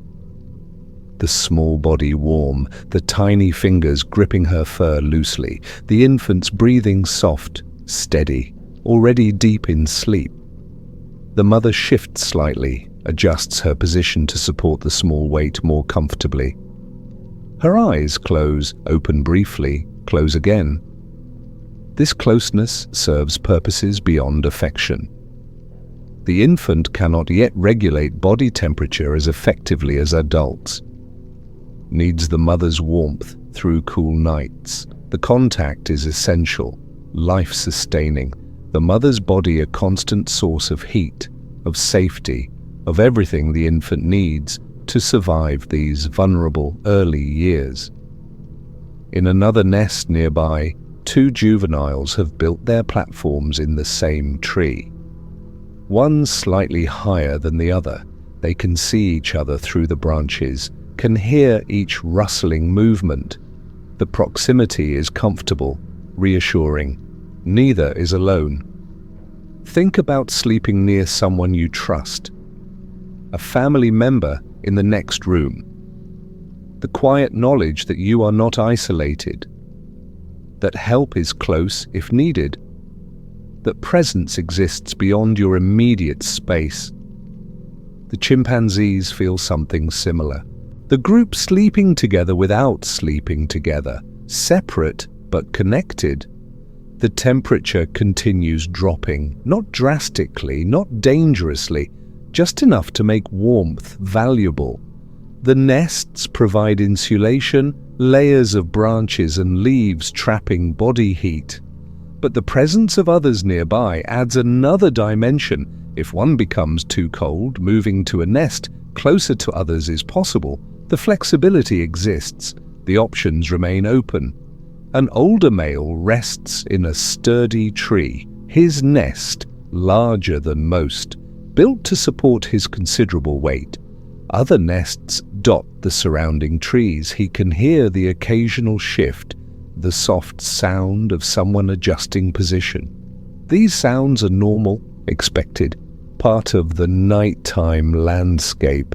Their presence confirms what he already knows. The group is here, settled, safe. Predators exist in the forest, not many, not constantly threatening, but present. A leopard moving through the darkness below. Hyenas traveling in packs, the possibility of danger never entirely absent. But danger rarely climbs, rarely ventures into the canopy, where sleeping chimpanzees rest 40 feet above the ground. Still, the awareness remains. Some part of the sleeping mind listening, monitoring, ready to wake if sounds change, if something feels wrong. This vigilance is automatic, not conscious, not stressful, just present, a background awareness that lets true rest happen because safety systems remain active. The juveniles in their neighboring nests sleep deeply now, their breathing synchronized, not intentionally, just naturally falling into similar rhythms. The sound of one's breath becomes part of the other's sleep environment. Familiar, soothing, the presence of another nearby allowing deeper relaxation. Less need to maintain high alertness alone. Temperature regulation is subtle work, bodies constantly adjusting, generating heat, conserving it. The nest helps, the leaves and branches creating pockets of still air. These pockets warm slightly from body heat, form a micro-environment warmer than the surrounding night. Not dramatically warmer, just enough, just comfortable. The mother with her infant maintains the closest contact. The infant cannot build nests yet, cannot sleep alone, will not be able to for years.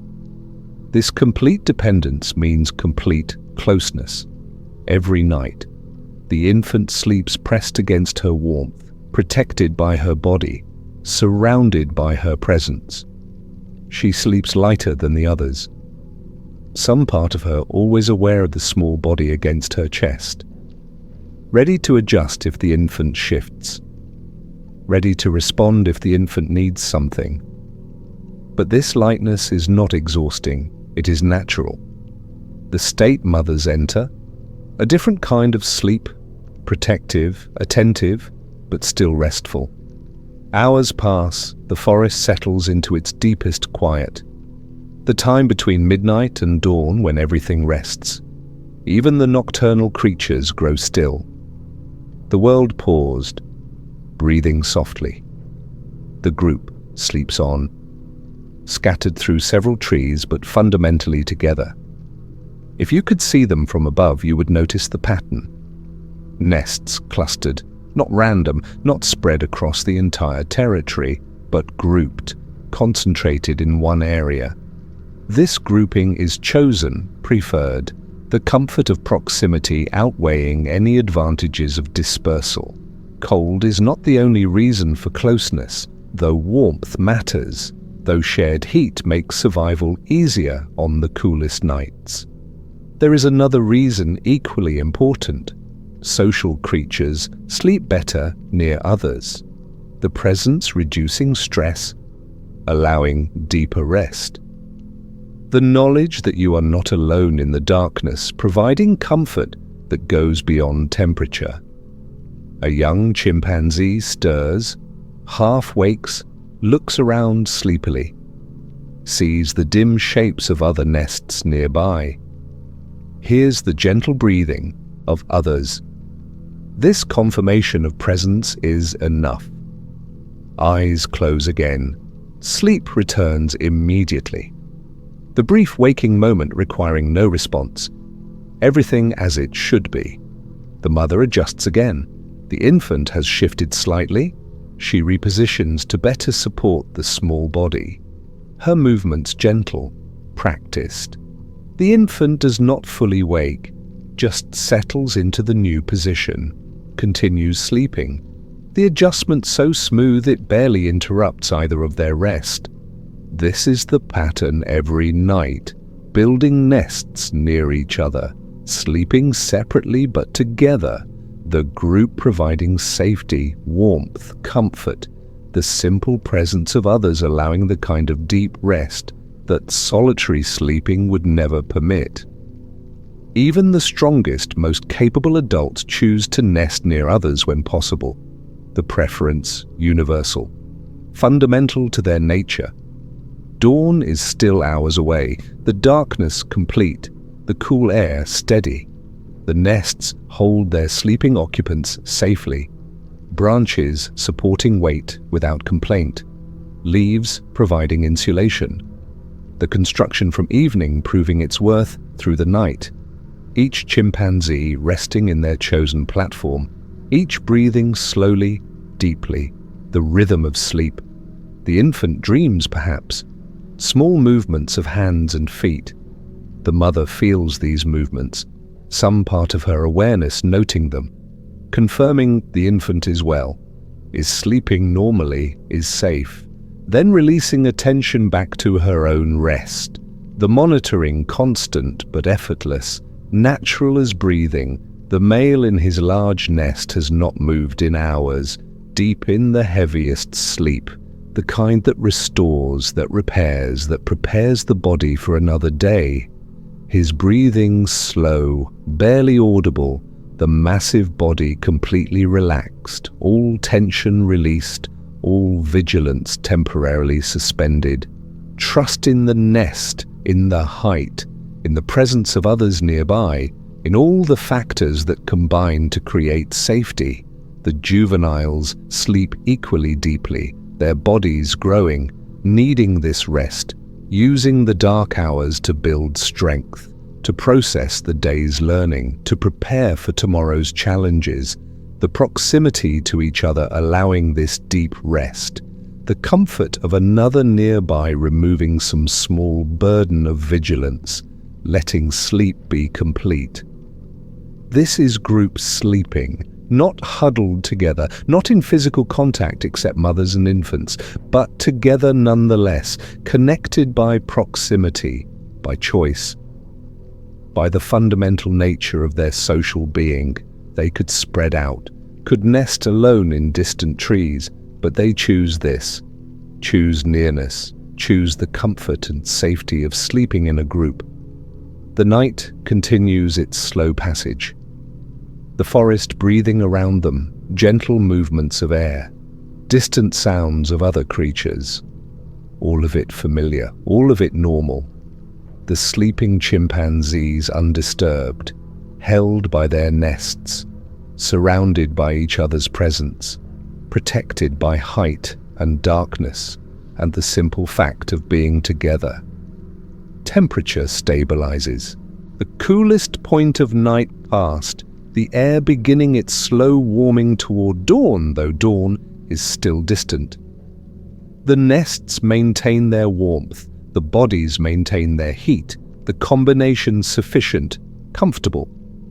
All needs met, all systems functioning, all creatures resting as they should.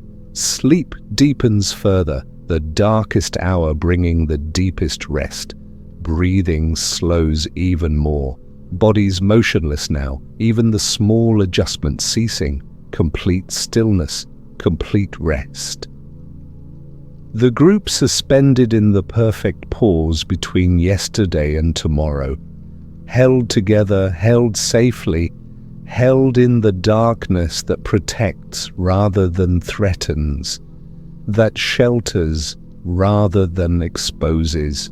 This is what they will do tomorrow night, and the night after, and every night of their lives, building nests, choosing locations near others, sleeping separately but together, the pattern unchanging, the comfort reliable, the safety consistent, generation after generation, year after year, night after night, the group sleeping together, keeping each other warm, keeping each other safe, keeping each other company in the darkness, until morning comes, until light returns, until another day begins and the nests are left behind and life continues. But for now, only this. The darkness, the warmth, the presence of others, the deep, restorative sleep that comes from being exactly where you belong. The breathing continues, synchronized without effort, the group held in sleep's embrace. Hours pass without marking.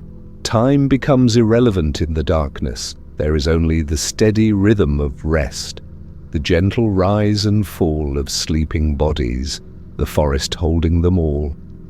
The infant stirs again, a small sound, almost nothing, but the mother responds instantly. Her hand moves to support, to reassure.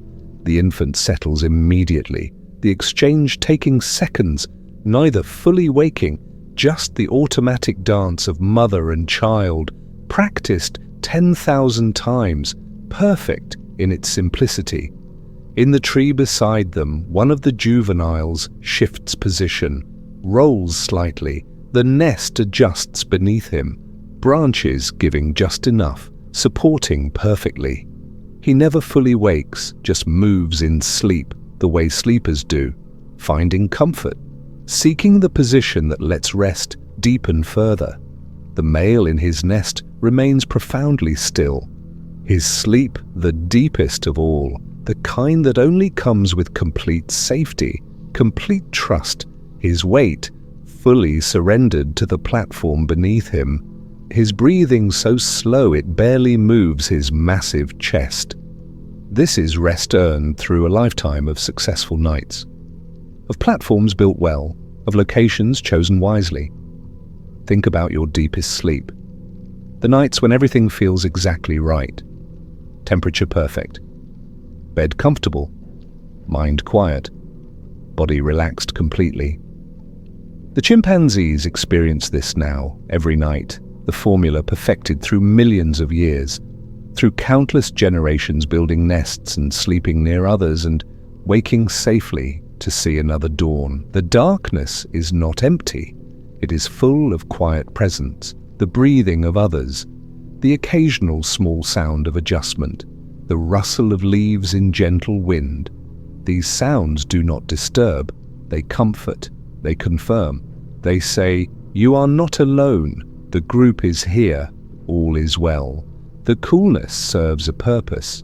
Bodies sleep better when slightly cool, not cold, not uncomfortable, just cool enough that the nest's warmth feels good, that being covered by leaves feels pleasant, that the small amount of body heat trapped by branches is welcomed rather than stifling. The infant dreams. You can see it in the tiny movements, the small sounds. Whatever plays behind those closed eyes belongs to an infant's world. Milk, warmth, mother, safety, the simple elements of existence. The dreams are not complex, they do not need to be. The infant's world is already perfect. The mother's dreams might be different, more complex. Memories of the day, faces of others in the group, locations of food sources, but even her dreams are calm, unhurried. Sleep in safety allows the mind to process without stress, to sort and store without urgency, to prepare without anxiety. The juveniles dream too, their minds building connections, learning even in sleep. The day's observations being filed, the techniques witnessed being mentally rehearsed, growth happening in the darkness, understanding deepening without conscious effort. This is what sleep gives the young, not just rest, but integration, the transformation of experience into knowledge.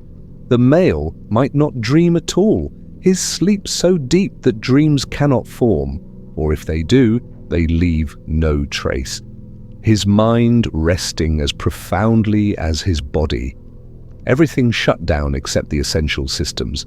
Heart beating slowly, lungs moving gently, temperature maintained, everything else suspended, pure rest. The stars move overhead, though the canopy hides them. The earth turns, though the sleepers do not feel it. Time passes, though it means nothing here. There is only the eternal present of sleep, the continuous now of darkness and warmth and safety and breath. Hours more. The night seems endless but is not. Dawn approaches, though still distant. The forest knows, some small creatures beginning to wake, preparing, but the chimpanzees remain deeply asleep. Their time has not yet come. Let the small creatures wake first. Let them greet the dawn. The chimpanzees will wake when light reaches them, when warmth returns, when the night has fully released its hold.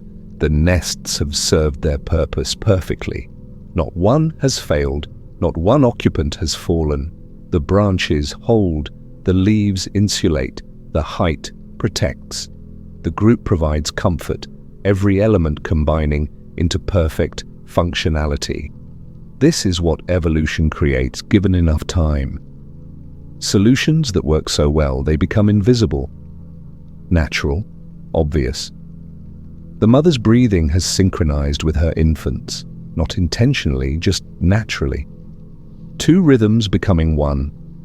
Her body responding to the small body against her, matching, supporting, providing exactly what is needed without thought, without effort. Just the automatic wisdom of mothers everywhere, across species, across time, the body knowing what to do. The juveniles have shifted closer to each other in sleep, not touching, but nearer than when they first settled. The unconscious seeking of proximity, the comfort of presence drawing them together across the small distance between their nests. By morning they will have moved back, but for now, in the deepest part of night, they rest closer, connected by invisible threads of social need. The male has not moved at all. Hours of perfect stillness. This is what strength allows, what confidence provides. He does not need to check, does not need to adjust. His nest is solid, his position is perfect, his safety is absolute. He simply rests, deeply, completely, the way the truly secure sleep. And the group continues breathing, in and out, slow and steady, the rhythm that says, we live, we rest, we are safe, we are together. Tomorrow will come and we will wake and we will face it. but for now there is only this. The darkness, the warmth, the presence of others, the deep well of sleep that restores everything, that heals everything, that prepares everything. The forest cradles them all. The trees that hold their nests, the canopy that shelters them, the earth far below that supports the trees. Everything connected, everything holding everything else. The chimpanzees sleep because the forest allows it. The forest thrives because the chimpanzees live in it, scattering seeds, shaping growth, being part of the endless cycle. This is not just sleep, this is trust. Trust in the nest, in the tree, in the height, in the group, in the patterns established over lifetimes, over generations, over the vast span of time that shapes species and behaviors, and the simple act of closing your eyes in darkness and surrendering to rest. The infant's breathing deepens further. Impossible to imagine it could deepen more, but it does. The small chest barely moving now, the absolute relaxation of the very young, who have never known danger, who trust completely, who sleep as only innocence can sleep.